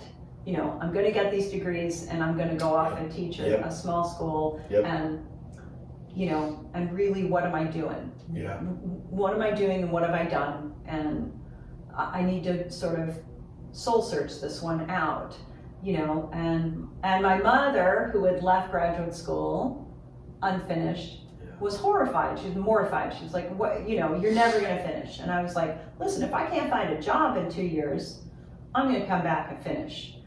So the clock was ticking. And for a classical saxophone, military bands are your orchestra. Saxophonists do not play an orchestra. There are a few pieces that have orchestra, but generally speaking, if you're getting called to play in an orchestra, it's a couple of times a year. It's not a consistent thing. It's not it's not a steady job that you have. So military bands, that is a classical saxophonist's orchestra position. So that's kind of a big deal to win one of those positions. I hesitate to say this because kind of you could plead the fifth on this.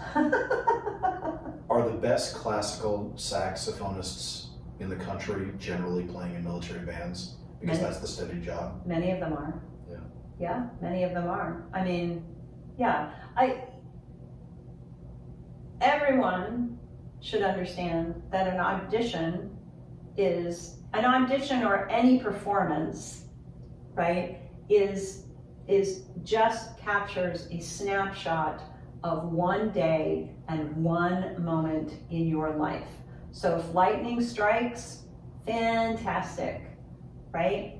And so if you don't win that audition, it doesn't mean that you're crap. It means that it just didn't work out that particular day. Right. For me, the stars aligned, which is not to say that I was not a great player or didn't deserve it or whatever, but I also know that it just, I showed up on that day and,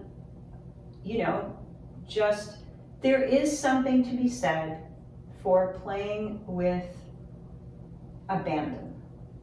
To just, you put it out there, right? And it's going to either be great or not or whatever, but I'm not going to play it safe. I'm gonna make some music. And honestly, I think that's what I did. And I think I can remember that day. And I just remember thinking, I'm gonna play the best music I can play, and it's either gonna work or it's not. Did they ask you to play certain things, or did you have to come in with your own You had to selections? come in with your own things, and then there were, you had to come in with something you selected, and then there were excerpts you had to play, like, band music that, and then there was sight reading, and you had to sit in with the section, and all things like that. Okay. Yeah. So, first off, did you know after the audition, were you like, hey, you know something? That one just felt right. That I feel like this is going to go well. Was there any premonition? I just think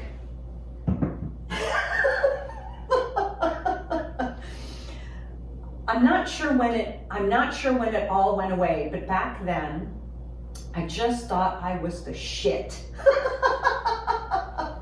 So every time out, you kind of thought, this is going to be it. I just thought, whether I should have thought that or not, I had a fair amount of confidence that I wish I could tap into now. So I think there was some sort of, confidence that I had that helped. I'm sorry, what else did you ask? Did I just know? Yeah. I don't know if I knew, but I just really believed I was like the bomb. Okay. So. All right. So when they called, were you like, yeah, of course? Or was there still like, oh yeah, shit, that's validation? When they called and said you got. Oh, well, they told me right there. Oh, they told you right oh, there. Yeah. Oh, so there wasn't. Okay, that's a quick flashback. No. It was pretty much. Yeah. I mean, Holy shit. you got done at the end of the day, and they let other people go, and then they told me right there, we'd like to offer you the position.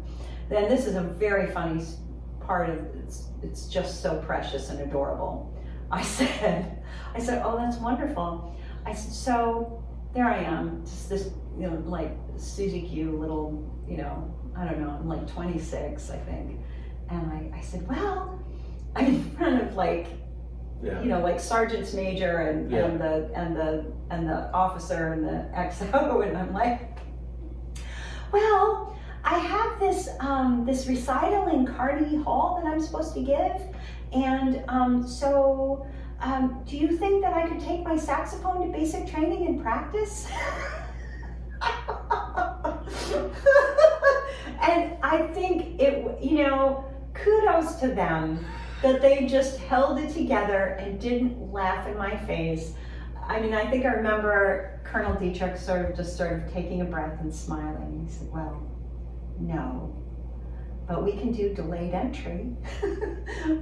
So I worked, I had a job, I was a secretary at the Metropolitan Opera, which was kind of amazing. And so I finished out, I worked a few more months at that job and practiced and got ready for this recital.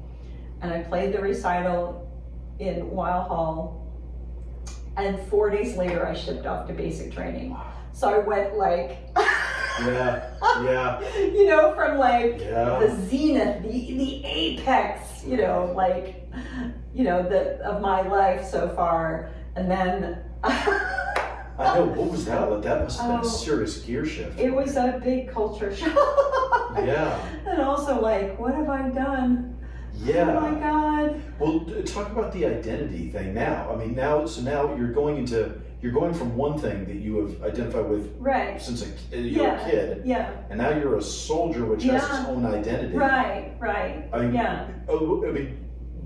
First off, before you shipped, was there any thought of like, hey, I'm about to be a soldier? Like, what did that mean to you? Like, Well, what did it mean to me is that a lot of people in my family had served in the military. So my dad, my oldest brother served in Vietnam, and he was and then he had a full career. So he retired my father retired as a lieutenant colonel, my brother retired as a lieutenant colonel, one of my older sisters retired as a lieutenant colonel, one of my cousins retired as a lieutenant colonel. Wow. Jeez. So there was a lot of military service. Yeah. And I was just excited. I was excited to have a job. I was excited to have landed one of these positions. I was like, wow, not for nothing, but the top military bands are positions that are permanent. So none of those bands, with deep respect to our brothers and sisters in arms, those positions don't deploy. Right. So, it is part of the propaganda machine, but you want that, you're winning hearts and minds.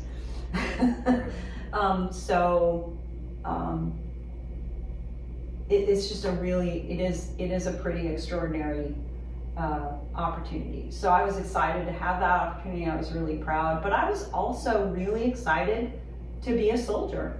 I was really excited. I was pretty pumped. During basic training, I did have several moments where I was like, oh my God, I'm not gonna make it. I'm terrible. But there were a lot of things that I just found super exciting. Okay. That I don't know. I mean, it was just sort of everything. It was like The adventure of it. Yeah. the adventure of it, marching in cadence, calling cadence. I was like, this is the coolest thing ever. I don't know. I was really good at firing a weapon in a basic rifle marksman. Yeah. I was not bad. Pretty good, right? But that's about the looking at the form, figuring out your breathing, Yeah. right? Like all of that I knew. Crazy story. Out on the firing range, the first day we went out there, my father's buried at Arlington. He died when I was 21, almost 22, and he's buried at Arlington. And I watched the caisson, roll him down to the burial site. He's actually buried in section 60. Oh, really? Yeah. Which, it was fairly new, Yeah. I think, back then. Yeah. And, to realize, all of whom have joined him now. Right. When I've been back to visit, I'm just like, wow, Dad, you are surrounded by some serious selfless heroes here. And I know that he would have conflicted feelings about that, but also feel a sense of pride. But the Army Band was there. The Army Band of Fort Meyer, Pershing's own. There was a component of the ceremonial band there at his funeral. And then to sort of realize later on that I was playing funerals, and it was really something. I'd occasionally sort of look up and be like, I know you are really proud, that you're really proud of me for being here and doing this. So anyway, what was I saying? What were we? No. I know. Being on a firing range. Yeah. So at his funeral, my sister and I went around and picked up the casings. Right? And that was another thing, is that when we were at the site, my brother came up to me and said, because I just couldn't leave. At the time, I was just really overcome, and I couldn't leave, and my sister and I had gone and gathered up a couple of the casings from the 21 gun salute, and my brother just said, the officer here will stand at attention at Dad's grave until you move. He will stay here for you. So you need to move now so he can go. And I didn't, I just didn't know. Sure. So anyway, I was out on the firing range and I saw a casing. And it was just very visceral, right? Without even thinking about it, I picked it up because I was just like, Dad's funeral, and I picked it up. And it was not until we were leaving, holy crap, until we were leaving the firing range. This is the first day, and they're like, you will empty out your pockets. Yeah. No brass, no ammo, drill Yeah. sergeant. And I'm like, oh my God, I have brass in my pocket. And I kid you not, I shoved that because they were not just dropping people. Like, this was the time they said, if you have ammo, we will not just drop you in for push-ups. We are authorized. You are. I was like, oh my God, this is when they actually could hurt us, Right, because right. we actually are now a threat, Yeah. right? Yeah. And I thought, oh my God, and I took that casing and I shoved it down my boot. And I marched all the way back, road march from the range. I marched on that casing. My foot was dying for the remainder of the day. And at night, after lights out, I got up and I went into the bathroom and I took that casing and I just wrapped it in a ton of paper towels and I shoved it at the bottom of the I think we all have silly basic training stories, but I shoved it at the bottom of the trash can. It was just like, oh my God. But I just remember I picked it up because I was just thinking of the funeral. That's all I was Oh my thinking. God. I wasn't thinking, oh, I shouldn't have this. This is a casing. Of course. Well, how did it feel? I mean, you had been doing music and excelling at music for so long. Was this the first time you really started, made a major emotional, physical, logistical investment in something that you did not know whether you were good at or not? I mean, was this really the first time did it feel like, wow, I've really dove into the deep end of the pool and I don't know if I belong in this pool, or I don't know where I stack in this pool. Right. As opposed to music where just being a soldier. Just being a soldier, Yeah, it was all the musicians are you enlist, right? And you're just in there with everybody. Right. Which is a pretty extraordinary experience. I was also one of the oldest ones. They called me platoon mom. Where were you? Where'd you go? Fort Jackson. Yeah. Fort Jackson. Yeah. And in February, March into April. So it was the day, oh God, the day we qualified, it was 19 degrees. Yeah. Oh my God.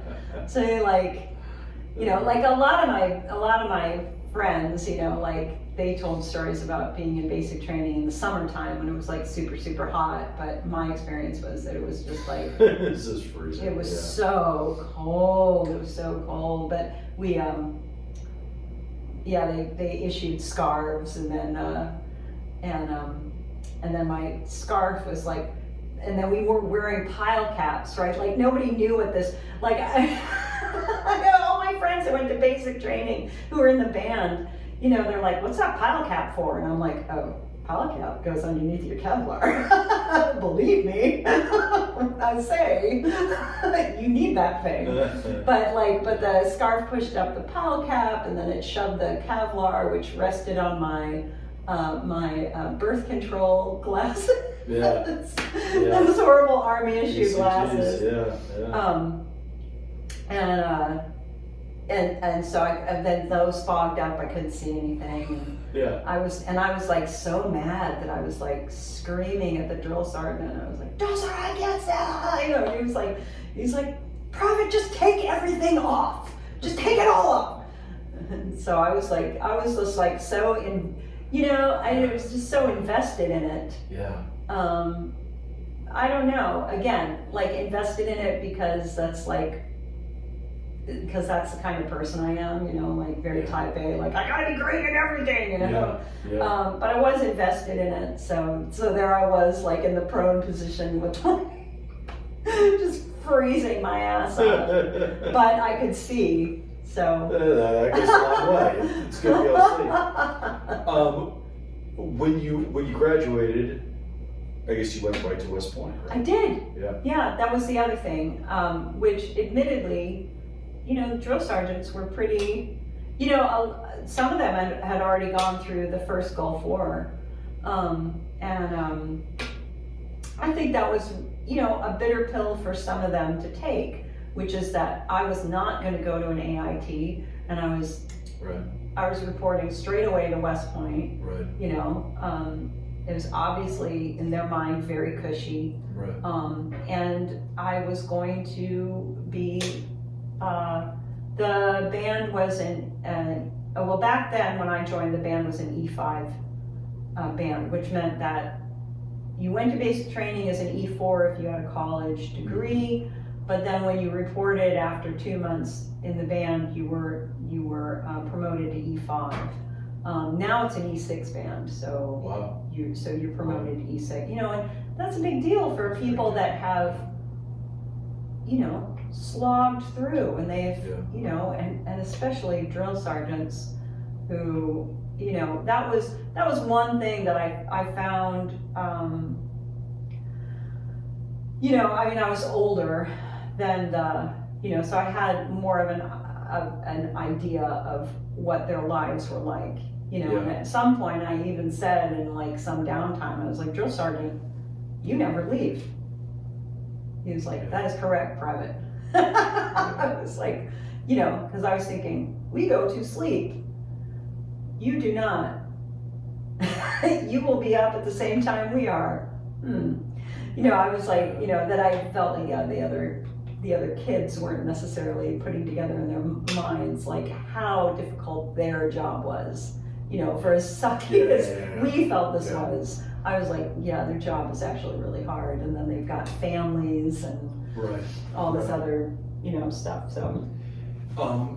It's interesting. So I'm going to kind of muse here for a second because I've never really articulated this well when I've thought in the past, and I just kind of want to bounce it off you.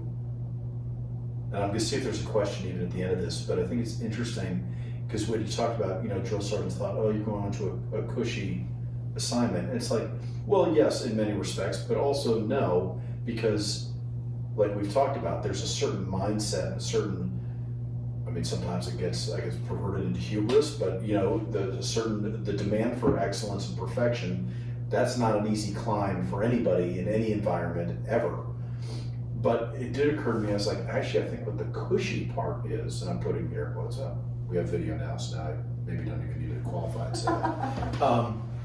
The cushy part is that for so many, we go into the Army not necessarily sure of where our lives are going, that this seems like the right step now, but it's a temporary step. Maybe it becomes a 20-year step, but there's always the sense of like, well, what are you really ultimately going to do? What's your purpose on this planet?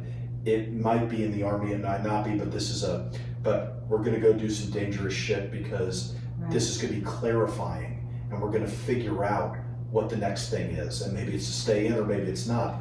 Whereas the difference with band, with certain like doctors, that join the Army and all that is that, or JAG, a lot of them, you go in and there's a sense of like, well, I know what I'm about, and in fact, the Army knows what I'm about, and this is actually, and that to me Yeah, I mean, I'm saying cushy because it doesn't make it cushier, but it makes it that you're on brand, you're on purpose. Like there's a sense of like, my purpose is naturally leading me here, and this is actually exactly where I'm supposed to be. Correct. And that, that peace of mind that, oh wait, hey, yeah, this is an adventure, but also this is really where I need to be. This is the apex of my profession. Right. Does that make sense? Yeah, absolutely. Was it? I'm kind of having this little epiphany right now. Was that clear to you at the time? Was there a sense of like that also separates you from many of the other soldiers that you're going through basic with? That you might be looking, especially as the platoon mom, that you're looking around and going, "Hey, some of these are kids and they're figuring out the next steps." Exactly. And I'm a professional. I'm going into my profession. I'm just trying to get through these 9 weeks to get to this goal job. Yeah. That's yeah, I mean, I think, gosh, correct. That there is a sense that you already know what it is that you're going to do, and yeah, and that you get to serve. I mean, for me, and it may not be the same for everyone. I mean, I think for some people it's a job. This is a job, and I'm lucky to have this job, right? And I think for some people it was you're a company man, aren't you? You're like if you bought the jacket, right? If you bought the lifer coat, you're a lifer, aren't you? You bought the lifer coat. But I loved it. Yeah. I wanted that coat. I wanted the jump boots. Yeah. I wanted all that. Yeah. I wanted it because I was proud. I was proud to not just have like a classical saxophone job. Yeah. Oh, not for nothing. But I was really proud to serve my country with the skill that I had. Yeah. That I could bring that I could bring to the table, that this is what I have. I've worked really hard on it, and now I get to do this, and That's a big deal. and I was proud, and I knew that other people were proud of me too, and I also had left school and was like, look, I got a job. Who needs a degree? I don't. See ya later. That's a big deal, though. Well, Absolutely. I mean, what did your mom think? Oh, she was proud. Yeah, absolutely. Was she? Yeah. I want to use my word correctly. Was she impressed? Was she like, "Fuck yeah, you did it"? Hey, Oh kid, yeah, absolutely. Sure. Yeah. Of course. Everyone was, I mean, and then there were, and then I do remember. There was a family member with my previous husband's family. There's a family member who was like, why would you want to join the Army? And I was like trying to explain to them, why, because they just thought it was the most distasteful. I should say, this is an outside family member far away from Yeah. It is my ex-husband's family, but I love them all. This is a very distant relative, but this person just found military service to be the most distasteful thing that they'd ever heard.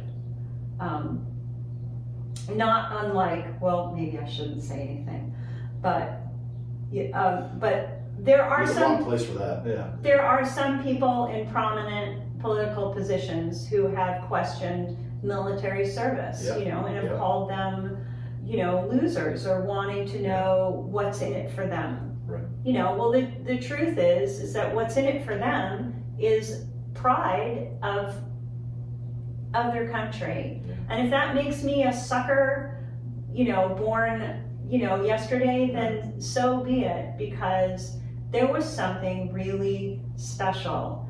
I think a lot of my friends and colleagues who've been in the band know, and now I'm on the other side of it, that I think one of the most special things they do, and that I got to do, was playing the service medley. And we play the service medley, and you go through all the service songs, and you give a chance for anyone in the audience to stand up who has served. And now the West Point Band takes it a step further, and they have anyone who has family members who are serving or have served stand up for that service song, which acknowledges a broader Sure. experience. But it was just so important, and it was just thrilling to see people, of all ages, but certainly older people, stand up, and to just sort of get that little glint in their eye, that they were proud of what they'd done, whatever that job was, that they were proud of what they'd done. They should be. Yeah. It's, anyway, so it was just one of my favorite moments, and now I get to stand, Yeah. Yeah. and it's a favorite moment of mine. Yeah. I'm proud to do that. I'm proud as a veteran, and I'm proud as a woman Yeah. to stand up, When you started working for the band, or as part of the band, what was different about it than other gigs you'd had, other jobs you'd had, the academic setting? Like, what was it exactly what you expected, or were there things that you were like, oh wow, this is really different? Well, I mean, it is, you're in the Army, so they're stupid regulations. Right. Things are just like, oh my God, Yeah. really? But on the other hand, and I felt like this was really good for me, was that I had jobs that were not in music as well, that I had supported myself with various office jobs and things, so that you had that perspective of how incredibly lucky you are to have this job, and okay, there are stupid things about this, but the band was just so good. Yeah. The musicians were so amazing. You couldn't believe it sometimes. I mean, that band was really good, and that band is still really good. I mean, the level of musicianship was off the charts. Were you getting better because you're playing with them, Yeah. iron sharpens iron kind of thing? Absolutely. Yeah. And were you doing gigs? Were you, moonlighting? Did you have stuff on the side that you would do, or were you consumed with just with? I did not have a lot of gigs on the side, but I also had babies. I had children, so I joined the band, and then didn't really intend for it to work out this way, but I got pregnant with twins very shortly after joining the band, which was also like, sorry, I'm new here. Didn't really awkward. Yeah. So that was, that was challenging to then navigate, God. Yeah, that's difficult To navigate that, right? yeah. And I think maternity leave is now longer, but it was rather short. It was not really long enough to recover and then have to report back and, lose that weight, get back into your uniform. Yeah. All this stuff. That was pretty challenging. And then to be active duty and try to deal with the stresses of childcare. I think that was more than anything else. The childcare aspect really was whoa, really super stressful. You didn't want a lot of favors. You didn't want to stick out. You wanted to be like everybody else, but you're not. But you're not. Yeah. You're not. That's the problem. You're not. Yeah. And they're trying to navigate that is that's really challenging. But so no, I didn't have a lot of outside gigs, but plenty of people did. Sure. Plenty of people did. So with obviously a whole lot of new things happening, motherhood, the band, Yeah. right, Yeah. and all that. Then 9/11 happens, right? Yeah. Is that the right order? That's the order that went. Yeah. So what did that mean for you? Like when that happened, just how did you process that? Right. What did it mean for you? So 9/11, the actual day we were in, and I'm sure all my colleagues, remember it so clearly. We were in rehearsal. We were actually recording music. I believe we were recording music for the Army-Navy game. Also Yeah. big hairy deal. That's Right. really good Right. propaganda for West Point and Sure. for the Army and military in general. It's cold, so a lot of times you pre-record and you airband. I mean, that's just the Oh, way really? it is. Yeah, because it's flipping cold. So wait, so what does that mean? So when you're actually out of the field, are people actually playing, or is it just like the You music? play and there's a So you have a recording going background. on. Yeah. Gotcha. Yeah. Interesting. I think just as an aside, Yeah. like when people are criticizing Beyonce or Taylor Right, Swift right. or anybody else for, I'm like, they are dancing and not for nothing, then we get into Broadway where it's not pre-recorded and they are dancing and singing and holy crow, that's amazing what's Right. happening. Right. And then you look at the Metropolitan Opera where nobody's mic'd and they're singing over full orchestra, and that's amazing. But still, Beyonce's amazing. I'm just gonna say it. I mean, she's amazing, and it's still her on the recording. It's still her on the recording. And there are plenty of times where you see someone perform and you're like, oh my gosh, you were totally singing live. This is not recorded. But I don't have a problem if it's recorded, because if you're doing some of these, Yeah. the acrobatics. anyway, Right. but yeah, Right. you perform and then you're playing Interesting. along. You're playing along and it's recorded. But anyway, we were recording and they came in. I think the planes had already hit the towers. They didn't come in and tell us what had happened until the plane hit the Pentagon. And they said, and then they came in and said that it was clear that we were under attack, and that we were all to pack up and go to the basement. And there was a small TV in the day room in the basement. And so we're just like watching the footage, and it's sort of a blur. My girls, my oldest children, my oldest children were in first day of pre-K. That was their first day of pre-K, was 9/11. Wow. And so I'm just sort of trying to process all of, what we're watching and what's happening and thinking about my kids and at some point they said, well, we're on lockdown, nobody's leaving the building. And I was like, oh, my children are out in Highland Falls, and I, so I'm like, and then. And where was your husband? In the band.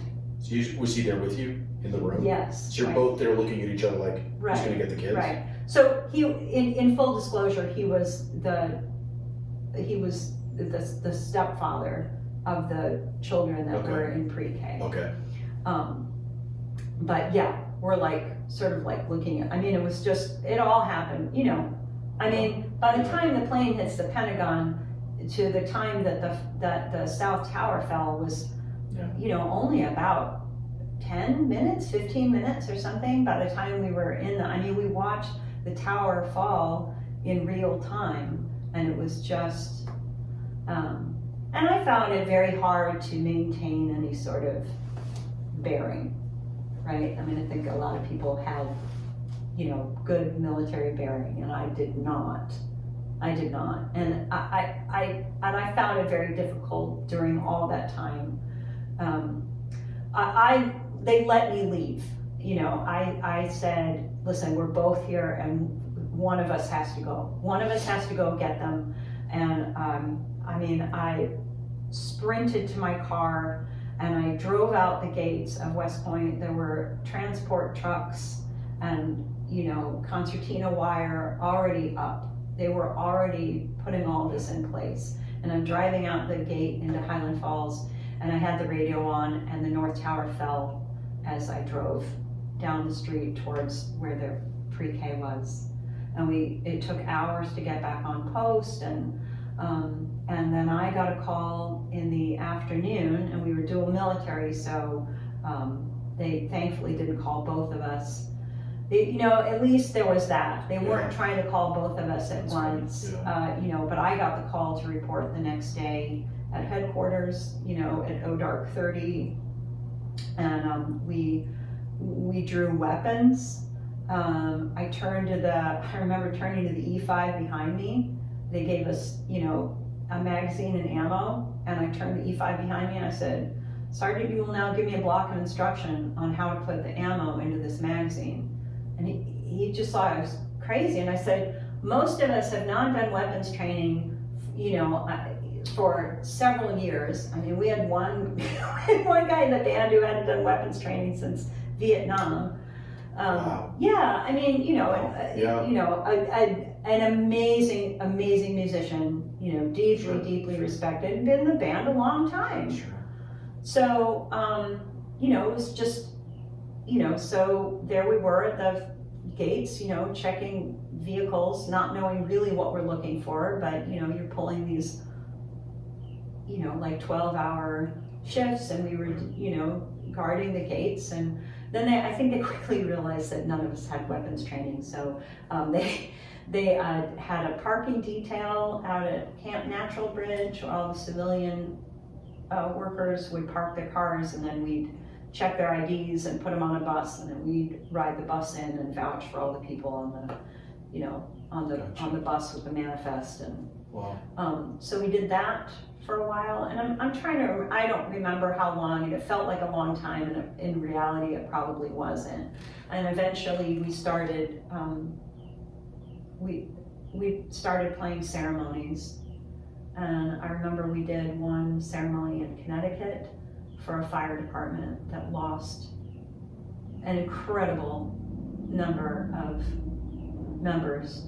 And again, that was a time where I just could not hold it together.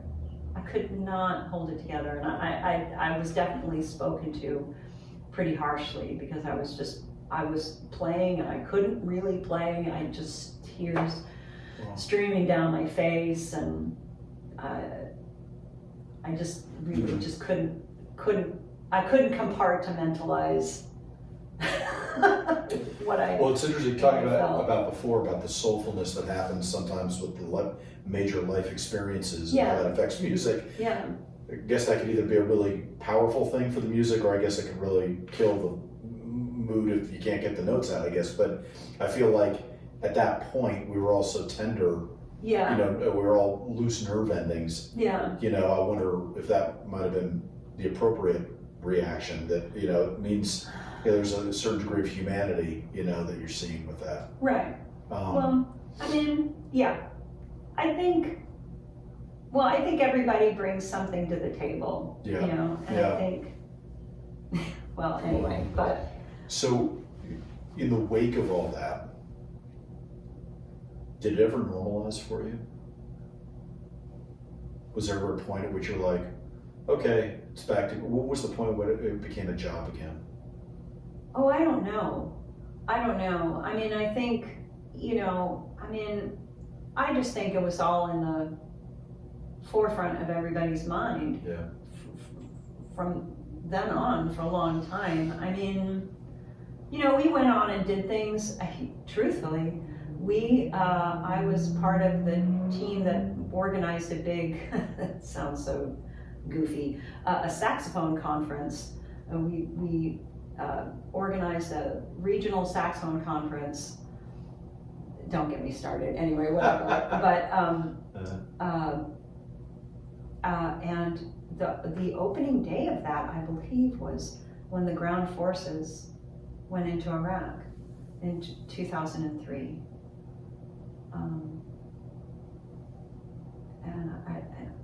And there was some sort of cognitive dissonance for me. I thought, Yeah. what are we doing?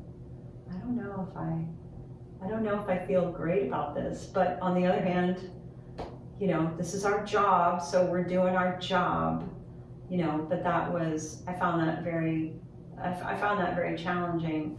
What actually happened for me was that I didn't have to spend a long time in that place of cognitive dissonance.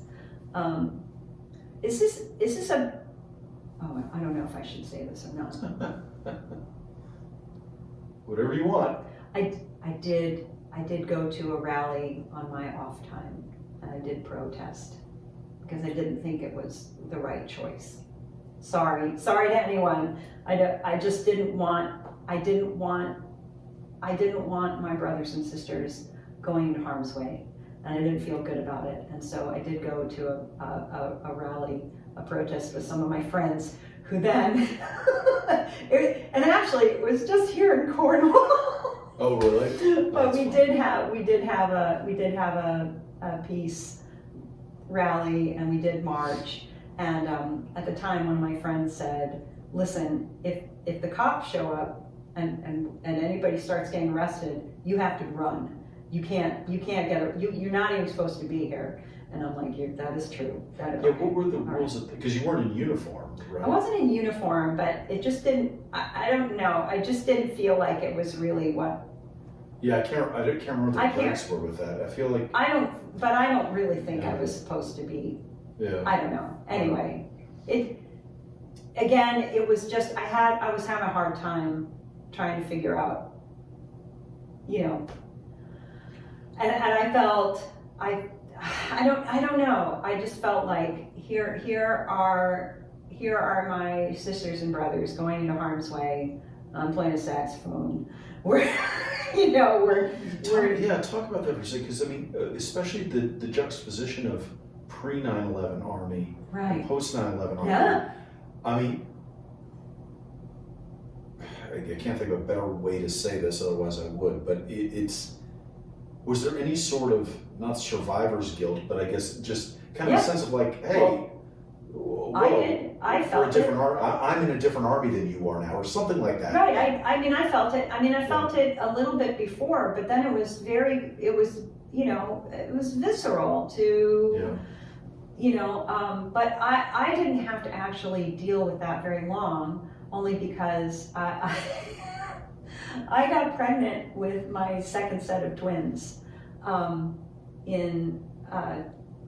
later in 2003.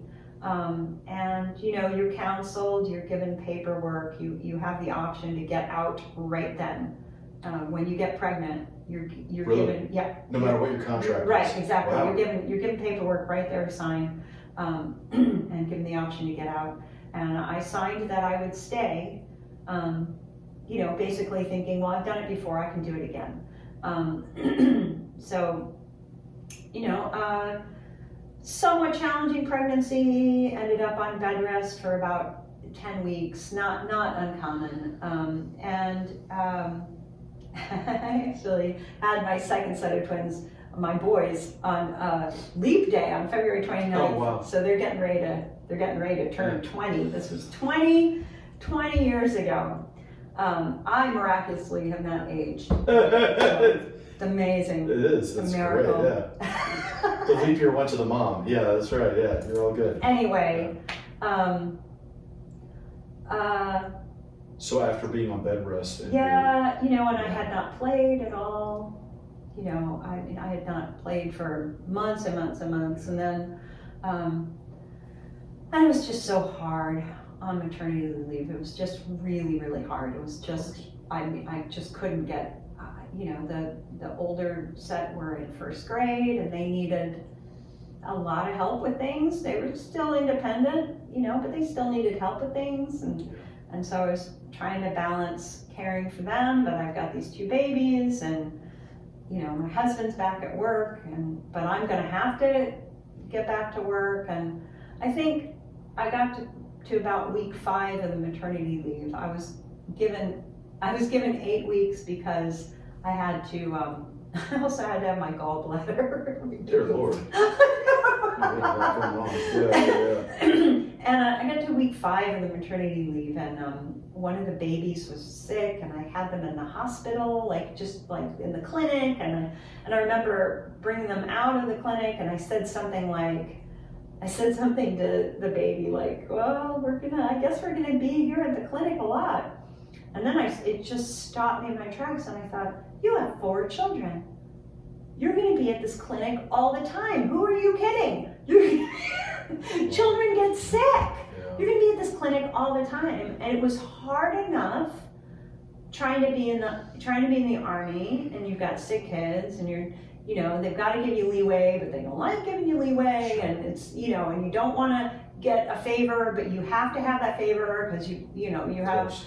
a little life depending on you, and it's just Yeah. all this, Yeah. it's just a lot. It was just, for me, it was just a lot. I'm not sure I know anybody that wouldn't be a lot for. That's a lot empirically. So I just realized that somebody was going to have to get out, like this dual military Yeah. thing, where we've got the exact same schedule. Somebody's going to have to get out, and it was discussed for a while. Well, who should it be? And gender roles, it's a hard thing to break. I was just like, well, how am I just don't think I can live with myself if I'm the mom that stays in. I mean, granted, I don't want to lose this job, but can I live with myself? Am I going to be able to, So, so I had to go, talk to my chain of command and tell them that I just didn't think I could do it. And they, fortunately, some really kind people who, wanted nothing but the best and worked very hard to help me, get out, on an honorable discharge. They tried very hard to, sort of push the hardship, route. And so I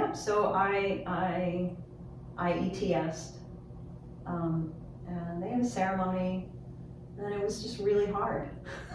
Yeah, talk about that. Talk about I guess if you had to triage it, what was the hardest part about no longer being in?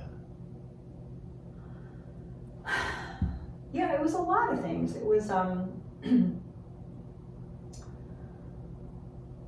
I just was so proud of having a music career, that I had done this. And so is that ego? Is it hubris? Is it is it just natural pride? But I was very proud of that. And I was very proud of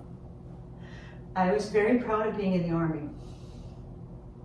And I think for some people, again, it's like, oh, you bought the lifer jacket, oh, you're company man. You're not supposed to like this. This is just a job for us. We didn't really want to be in the Army.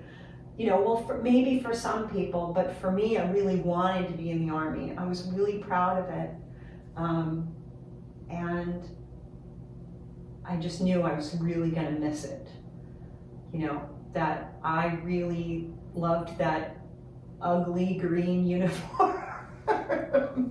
I loved it. I just thought the whole thing was just so great. I got to sing in a vocal trio with two of my band sisters. We were the Andrew sisters. It was just Did you actually do Andrew's sister songs? Oh yeah. Oh my God. In that uniform Hilarious. that now has come back, the pinks and greens. Oh really? But we wore the pinks and greens, and my God. and there were still World War II veterans then who were alive. That it was just and Korean War veterans who just thought it was the best thing that they had ever seen. They just loved it so much, and I was just like, oh, this is the coolest. Well, it was the marriage of this military identity and your music. It's like the two passions coming together. Yeah. And you're using both of them, right? Yeah, and I was so broken up, and also racked with guilt that I thought this was so important, and how could I not think that my 4 children were not important, and how could I feel resentful of that, and how selfish am I, Right. and musicians and artists are selfish. Yeah. You have to be. Yeah. You have to be. Yeah. That was one thing that I for instance, understood about my mom that I think other people thought, wow, it's a really selfish decisions. And I'm like, oh, no, I totally get those selfish decisions. Say why you think so. I've talked about before why I think that there's a necessary narcissism to art, but why do you think so? Oh my gosh. Again, this conversation is really deep. I don't know, because you identify as this thing. This is who you are, and you have to put your whole self into it, especially with this excellence. You don't leave anything on the table. You don't leave anything behind. You just put your everything into it. And you have to be selfish. You have to choose you in order to be really great. You just, you know. Yeah. And so, yeah, it was really hard to leave, and I entered a really deep depression, and I'm sure postpartum didn't help. Sure. But it just felt like death. It just felt like I had died, and my career had died. And, you know, I just got up every morning and was like, okay, well, I'm still breathing, and I have to take care of these babies. I have to take care of these babies. I have to take care of these older ones and make sure they have everything they need. And I just went through the motions. I called it a working depression because I was so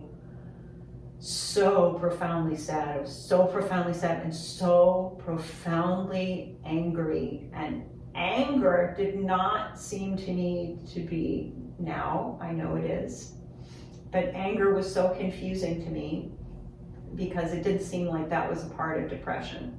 I was like, well, you know, what kind of monster is angry and resentful, and how can I anyway, and it was just, I truthfully, I did go and seek help because I was very suicidal.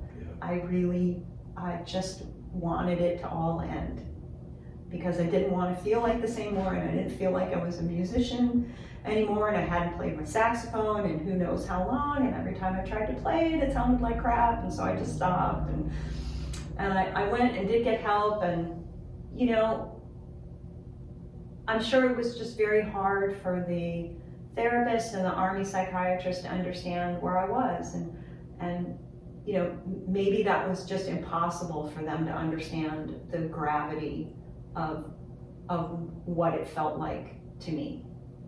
But yeah, talk about what their reaction was. Talk about the advice you were getting. Well, first off, let's just globally classify it.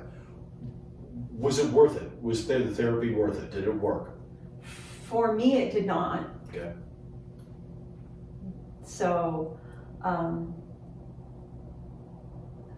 so it's possible that I just, you know, that, I mean, that's what was there, and so that's what I went to.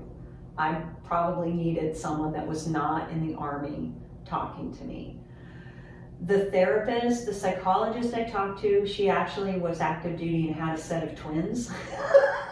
Oh, wow. So wow. I think I felt like, well, what's my, you know, like, what's my problem? You know, if she can do it, then why can't I? And I think maybe that she felt that it, I don't know. It was just hard to know. Well, she had one set of twins. She didn't have two sets of twins, I guess. True. You know, but then I saw other women who were active duty who had a ton of kids, and I was just like, well, they're doing it. You know, but I just knew that I couldn't. And all my paycheck was going to go to daycare, and right. there were just so many reasons. And hindsight is 20/20 because anyway, it was the right thing for so many reasons. Yeah. But yeah, the Army psychiatrist wanted to give me medication, which I wasn't sure I wanted. I think what I wanted was to be seen. I just wanted someone to acknowledge, yeah, this is really bad. This is really bad. I'm so sorry you're going through this. You know, let's find a way. You know, you are still a musician. You're always going to be a soldier. you're you know, but it was like, well, I'd like to medicate you, and also, you know, you need to just grow up. Literal words said to me, you know, you should just grow up. Well, yeah, okay, fair enough. Yes, this is a major, pivotal adult moment, you're correct.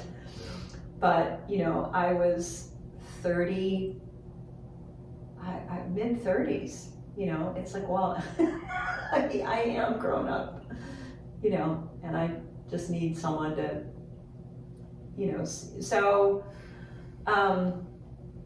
you know, there were things at the time, faith was something that I ended up leaning heavily on. Had you been particularly religious beforehand? A little bit, but this became that was one thing. I'm conflicted about it, but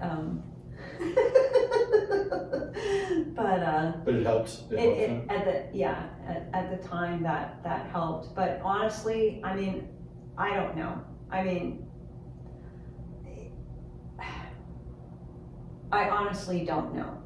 But I eventually got out of the fog and started playing again. And for some people, I mean, maybe it just seems so dumb to say it was courageous, but I think it just like to just keep playing, even though it felt bad and it was hard and I had no stamina and it sounded bad and I wasn't, you know, and to just keep playing and trying, you know, to get yourself back. It felt like such a monumental task, and it felt, yeah, I mean, it was, for me, nothing short of courageous, because what courage is, doing something, is that the definition? Doing something even though you're afraid? It's not doing something and not being afraid. Right. It's courage and bravery are doing things even though you're frightened. So, I don't know. It seems like when I say these things, it's trivial because this is not necessarily a matter of life and death, you know. I don't think that's absolutely a matter of life. You got 4 little lives that you're looking after, not to mention your own. I mean, that's absolutely. Right. And you're talking about, I mean, these aren't trivial things. It's your fucking identity. Yeah. You know? I mean, it's soldiering and music. Yeah. And it's like, yeah, the loss of both of them. I mean, this is what the community at large is struggling with, right? And it's often, I mean, that's, you know, the people at the VA say that's your biggest group of people that's at risk of suicide is the people in the first 12 months after separation. Right? I mean, it's, I mean, that's a big deal. So, do you feel now, looking back at it, do you feel like, do you still feel scarred from the whole thing, or do you feel like it was a muscle that got developed and you triumphed over it? It was a muscle that developed and I triumphed over it, and I have deep wounds. Yeah. Would you have done anything differently? I don't see how I could have done anything differently. Yeah. And, you know, I ended up having, I had children that needed a present parent, and for various reasons. It was, you know, I mean, whatever, God, universe, whatever you want to call it, it was, you know, it needed to happen that way, but it wasn't pretty. Yeah.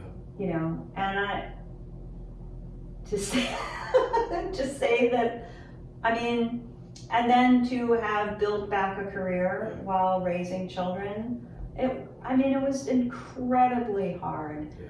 And I had resentment.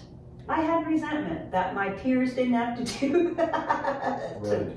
You know, that, you know, and I felt awkward if I leaned into it. You know, I was like, well, I have 2 sets of twins, I have 4 children, and I'm out here doing this, you know. But I was like, but on the other hand, it's my brand, so I Right. guess I'm going to lean into it. Right. You know, and I don't see anybody else doing it. Yeah, that's I right. don't see any dudes doing this, so. No, that's right. That's right. When did you feel like you were back as a musician? Gosh. And define back however you want. Yeah, well, I mean, I joined a really excellent semi-professional wind ensemble in New Jersey. They call themselves the New Jersey Wind Symphony, and they had a different name back then. But I joined that, and that kept me playing every week, and then I, you know, was slowly taking other things here and there. But I had the opportunity to play sort of a premiere performance, like a second performance, an East Coast premiere, if you will, of a major saxophone concerto at the time, and it was the John Mackey soprano saxophone concerto. It was 2007. I got the music in August, and I played it at the beginning of November. So I think I learned it in about 10 weeks. Okay. And Is that a short time normally to learn it? yeah, Okay. that was not a lot of time. Okay. To learn a brand new thing, fresh off the presses, and my boys were 3.5. I came down to the basement one day, and one of them had scribbled all over the music, just with a pencil, thankfully. Right. But I was like, oh my god. I think I saved the music actually. And how did it go when you played? You felt good? Yeah, it was great. Yeah. That's actually, I thought you were going to say like 2009, 2011. It's actually, I mean, 3 years later to feel like you had your chops back. Yeah. And then from then on, I think it's just gotten better and better and better. Really? Yeah. I mean, and then some things, you know, are harder, you know, I mean, whatever, you know, everybody Right. has that feeling like Right. these young whippersnappers, they Sure. play so great, no, I don't, and, you know, but I also bring something to the table, you know, something to a melody, you know, that your life experience, and how you shape a melody or something is not something that a young person is going to have. Talk about that. Yeah, how does the technically, like, what is different for you now than it was, and how does that experience leverage itself in your work? Is it your interpretation? Is it how you interpret the music? Or Yeah, I mean, I think so. I mean, I think there are some things technically that don't work as great, you know, like, Sure. oh, I can't make this work. Oh, it's, but on the other hand, there are some things about, you know, just technique, how my, you know, fingers are moving, or articulation that work better. You know, there's something really kind of extraordinary and special about always trying to work on something. You know, not everybody does that, you know, and some people are, Yeah. you know, which is fine. It's fine if Sure. you're not doing that, but there is something special about trying to, you know, like, oh, I still can't do that. Let me keep trying to get it. That's pretty cool. But there is just something about just not giving enough. You know, like, I'm gonna play this in a new way. I'm gonna try to shape this in a new way, or I'm just gonna really go for it. And So freedom almost. yeah, there is some freedom. You know, I mean, Yeah. I'm on the other, you know, you're on the, you get to your mid-50s, you're like, you're on, you know, you're closer to the end than you are to the beginning. You're starting to think, you're just starting to think about stuff, and you're like, well, now or never, gotta go for it, just gotta, and try not to, I'm not always,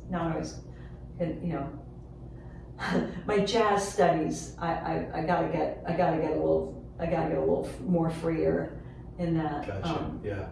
But as far as playing classical music, contemporary classical music, there's a little more freedom. I'm also just not trying to prove myself with, I'm not going to play the hardest literature. I'm just not going to play the hardest literature anymore. I'm going to play what I want to play. I'm going to play beautiful music, or edgy music, or whatever it is. But I want it to speak to me. I don't want it to be too hard. I actually learned early on that audiences don't always like super, super hard. Right. Like if they feel like if it's on the edge. I played something one time and I was like, man, I killed it, which is a crazy thing to say about music. I killed it. Yikes. Why is that a crazy thing to say? Huh? Why? I killed it? Because, killing something, it's like, why would you say that about your art? Okay, sure. I killed it. Yeah, that's true. But I'm most certain I said it. And a friend of mine in the audience was just like, wow, I could tell that was really hard. And I was just on the edge of my seat. I was like tense the whole time because I was tell it was really hard. And I thought, well, one, you want to try to play something so it doesn't sound hard. So Right. I guess I didn't really. Right. But sometimes you can't hide it, right? Sure, Sometimes you just know if something's hard. Sure, You can, sure. no matter how much you try to make it sound easy, people are going to know it's hard. And and two, I thought, I don't know if she enjoyed it. I don't think she did. Yeah. Right? Like I killed it, but I don't think she enjoyed that. Yeah. And so trying to find, That's fair. like the balance between, and do I just need to play the hardest stuff? That's a very fair point. And do you composers have to write the hardest stuff? Just saying. No, there is something to that, right? Yeah. It's funny. Telling jokes for the band or telling them for the audience. Who are you? What's your metric for success? The people that are doing stuff that's personally challenging, or the stuff that's crowd pleasing? And obviously, there's extremes on both ends. So Right. finding a way to marry that. I think there is a way to marry that. Sure, there is. Yeah. Of course there is. Yeah. Absolutely. Yeah. I say that as an avowed Rush fan, which I believe straddled that line. Oh my perfectly. gosh. Yeah. But anyway, that's a whole. A whole prog rock episode. Mixed meter. I Yes. go way down that rabbit hole. So now let's get into some shameless plugging. Okay. Hot work. Hot Work Ensemble. Yeah. Yeah. Talk about that. I'd love to. So, Hot Work Ensemble is a Hudson Valley-based trio, chamber music trio. We are essentially a 2 saxophone and percussion trio, but 2 saxophone / woodwind trio. It's myself, Brad Hubbard, and Jay Brooks Marcus. And Brad and Jay are based over in Beacon, and I live over here in Cornwall. And they're both music professors. yeah, well, we're all professional musicians, and Jay teaches at SUNY New Paltz, and Brad and Jay also teach at the BMF, Beacon Music Factory, and Brad plays all over, and Jay plays all over, and Jay's a composer, and actually all 3 of us write music. All 3 of us write music. I've written music for the group, and I've done a bunch of arrangements. And we play a really wide variety of really funky music that is chamber music. Chamber music itself is, music for a chamber. So it's a smaller group that's meant to be played in a smaller setting. So not the Hollywood Bowl. Although I'm sure the Hollywood Bowl has hosted string quartets, but I think it's not necessarily the best way to experience chamber music. It's probably better in a smaller setting because chamber. Generally, when you say chamber music to people, they think string quartet, Right. and they think Haydn, who was the originator of this string quartet. They're thinking Beethoven, Shostakovich, Ravel. These are great string quartet composers, but there's more to chamber music than just that. Granted, an instrument or vocalist and piano is also chamber music as well. But we kind of think of that as more as like soloist with collaborative pianists. So chamber music tends to be not necessarily a soloist. It's more collaborative. It's ensemble, but it's smaller ensemble. So do you want to know how? Should I say how it all came about? Yeah. So this came about actually during the pandemic. Like I think a lot of projects did. And my experience was that I had musicians, we end up doing a lot of different things. So I was teaching fitness classes at a local gym, spinning class. And I had these older patrons, and the wife had broken her back in a pretty rough accident, and she was at home convalescing. And I said to her husband, "Oh, let me come play. I'll come visit. I'll come play music for her." And he thought I meant that I'd come play my phone, like I'd play a Spotify playlist or something. And I was like, "Oh, no, let me come play my saxophone. I'll come play some music for you."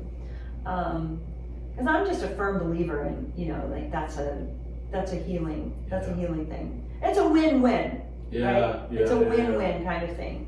And also during the pandemic, we're all craving the experience to perform and to keep playing. It was just a rough time. So I convinced them to let me do that, and I came over and I just had some nice music. I was gonna, play sort of a mix of stuff, and what I found is she loved it. But I found that was really cool was that the husband, who himself is not a musician, after everything I played, he wanted to say something. He wanted to share what he thought. It made him think of something, or he had a question, or that I had a whole story in my mind while you were playing that. And he just, after every single thing I played, he wanted to share. And I just thought, there is something really special happening here. And I kind of want more of that. I kind of don't want to walk out on the stage and just have this wall, and you perform and the audience claps, and then you perform and the audience claps, and which is not to say that musicians don't talk from the stage, that they do and should, but you're still kind of talking at them, or you've given them program notes, and people are divided on whether or not program notes are okay or accessible or whatever. It is what it is. So I just thought, wow, that's really cool. And at the same time, Brad and I were starting to kind of collaborate and, just sort of, we were outside playing because nobody wanted to be inside with a wind player because we were all diseased. And we were just we were kind of doing free improvisation, and that was really cool and exciting. And we were just talking about different things we could do to sort of create a group. And we were thinking duo, And I was like, yeah, and let me tell you about this experience I had, and I really want to capture that somehow with an audience. And so Brad and I did a couple of performances just ourselves, and we played for Composers Concordance down in New York City at Drum, and then we were asked to play a piece by Dan Cooper called Follies, and it's for, it was originally for violoncello and cajon, drum box, Peruvian drum box. Wow, okay. And he arranged it for soprano saxophone, baritone saxophone, and cajon. And Brad got Jay to come in and play with us. And we worked on this and we performed it, and we, like, all three of us looked at each other and were like, this is something. This is really something. And we just started, you know, we just started putting literature together, you know, and we were like taking duos, and Jay was like, oh, I can put a percussion part with it. There's not a lot of music out there that like solely exists for yeah, sure, two saxophones and percussion, but we've created things, and we put together a performance, and it was basically, you know, with audience participation, you know, with the sole purpose of, you know, we gave people little notebooks that they could write down thoughts or questions. We don't want people to wait until the end to ask a question. Maybe they've forgotten it by then, you know, or they're afraid to ask it. I don't want to bother them. They're packing up. They've got other things to do. You know, the sage on the stage kind of thing, you know, which you get like with a lecture.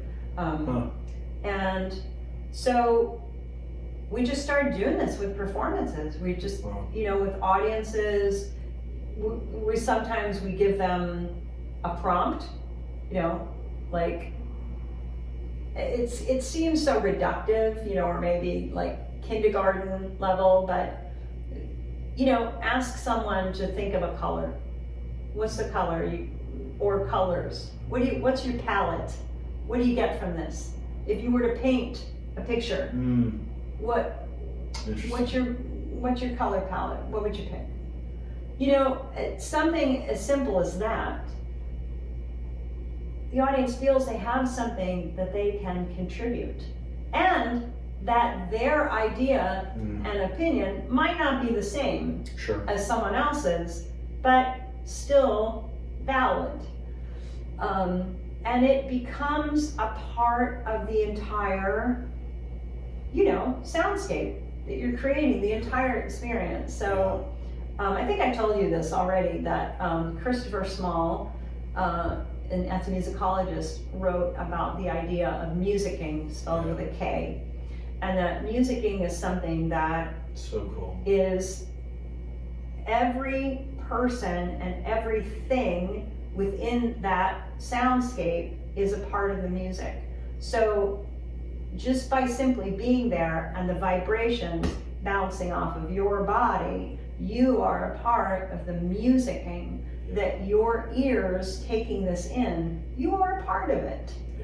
And then of course we could get into all the other things about like how other cultures also have movement, you know, with that music is not just this sound experience, but that it's movement as well, so that people that are moving with the music are absolutely a part of the creation of that music. But just wanting to create that community, that, you know, that people understand that you are part of it. You're part of this creation. You're part of the energy that's being created. And without you, it's a different piece. It's a different thing. And just trying to sort of create that community so that there is more interaction. I don't know. So, no, I mean, so that's exactly it. That is what we're trying to do, and we're doing it with with great successes. Really, great observations and questions and conversations. And I feel like people come out of that with something that's really unique. Classical music can be really stuffy. Yeah. Super stuffy. Yeah. It's not a good look. Yeah. No, that's right. That's right. It comes across as being really elitist. Mm-hmm. We could talk a lot about systemic issues within it, but I think that this is one way to solve that problem, and get more people interested in what you're doing. It's such an interesting. When I saw your videos, I was just like, what the fuck? What is this? What's this crazy voodoo you're doing? And it's awesome. It's so cool and it's so inventive. And I love that you're trying to create these experiences with, the three of you up there. Really just, it seems so eclectic, the things that you're putting out, the media that you're working in. That it goes. There have been ones that, have a. This is my very layman term, so I feel like nomenclature's gonna go But along. this is the whole point. But it's like there's stuff that's got a beat and you see the heads bobbing with it, and there's things where it's like you guys are like going off the reservation and like the riffs are going and you're like, whoa, what the hell? Like there's all sorts of.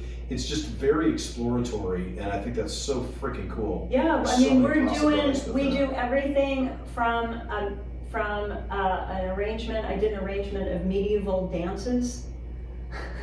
So crazy. No kidding. That's insane. And at one point, Jay uses a plastic sheet. That's so freaking cool. So that's within the medieval dance arrangement. I mean, we've got Scarlatti, we've got the Baroque composer Barbara Strozzi.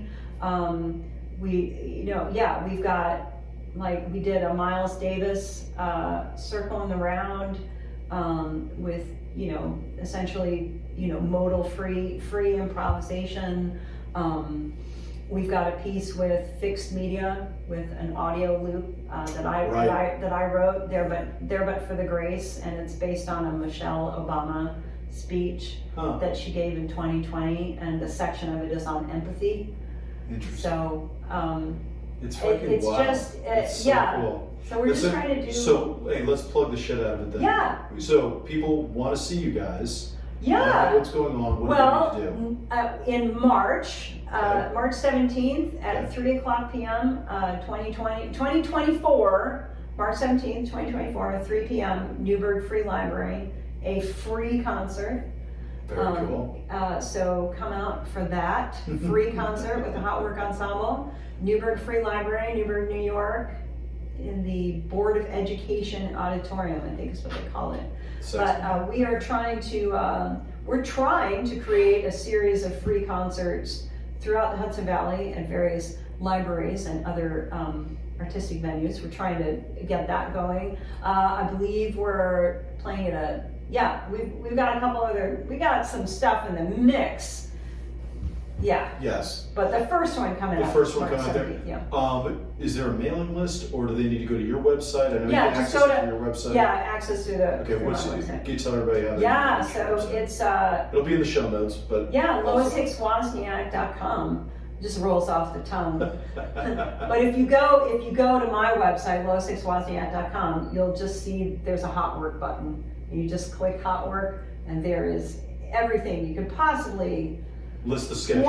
List upcoming things. Yeah. Social? Yeah, we have a Facebook. Well, we got Facebook, and I know there's Instagram. I'm not on Instagram, but Brad's handling the Instagram. But we are. The Hot Work Instagram is that Hot Work Ensemble. Hot Work Ensemble Instagram. Yeah. Okay. Is that what it is? Is it all one word? Do you know? Is it underscores? Gosh, that's a really great question. We'll tag it in there, but I have no idea. We'll Sorry. figure it out. That's all right. All right, Lois. Well, this was short, quick, and painless. This was fucking awesome. Is it dinner time yet? It probably is. I feel like I've just hijacked your entire Saturday. Like, motherfucker, that was a day off today. Jesus Christ.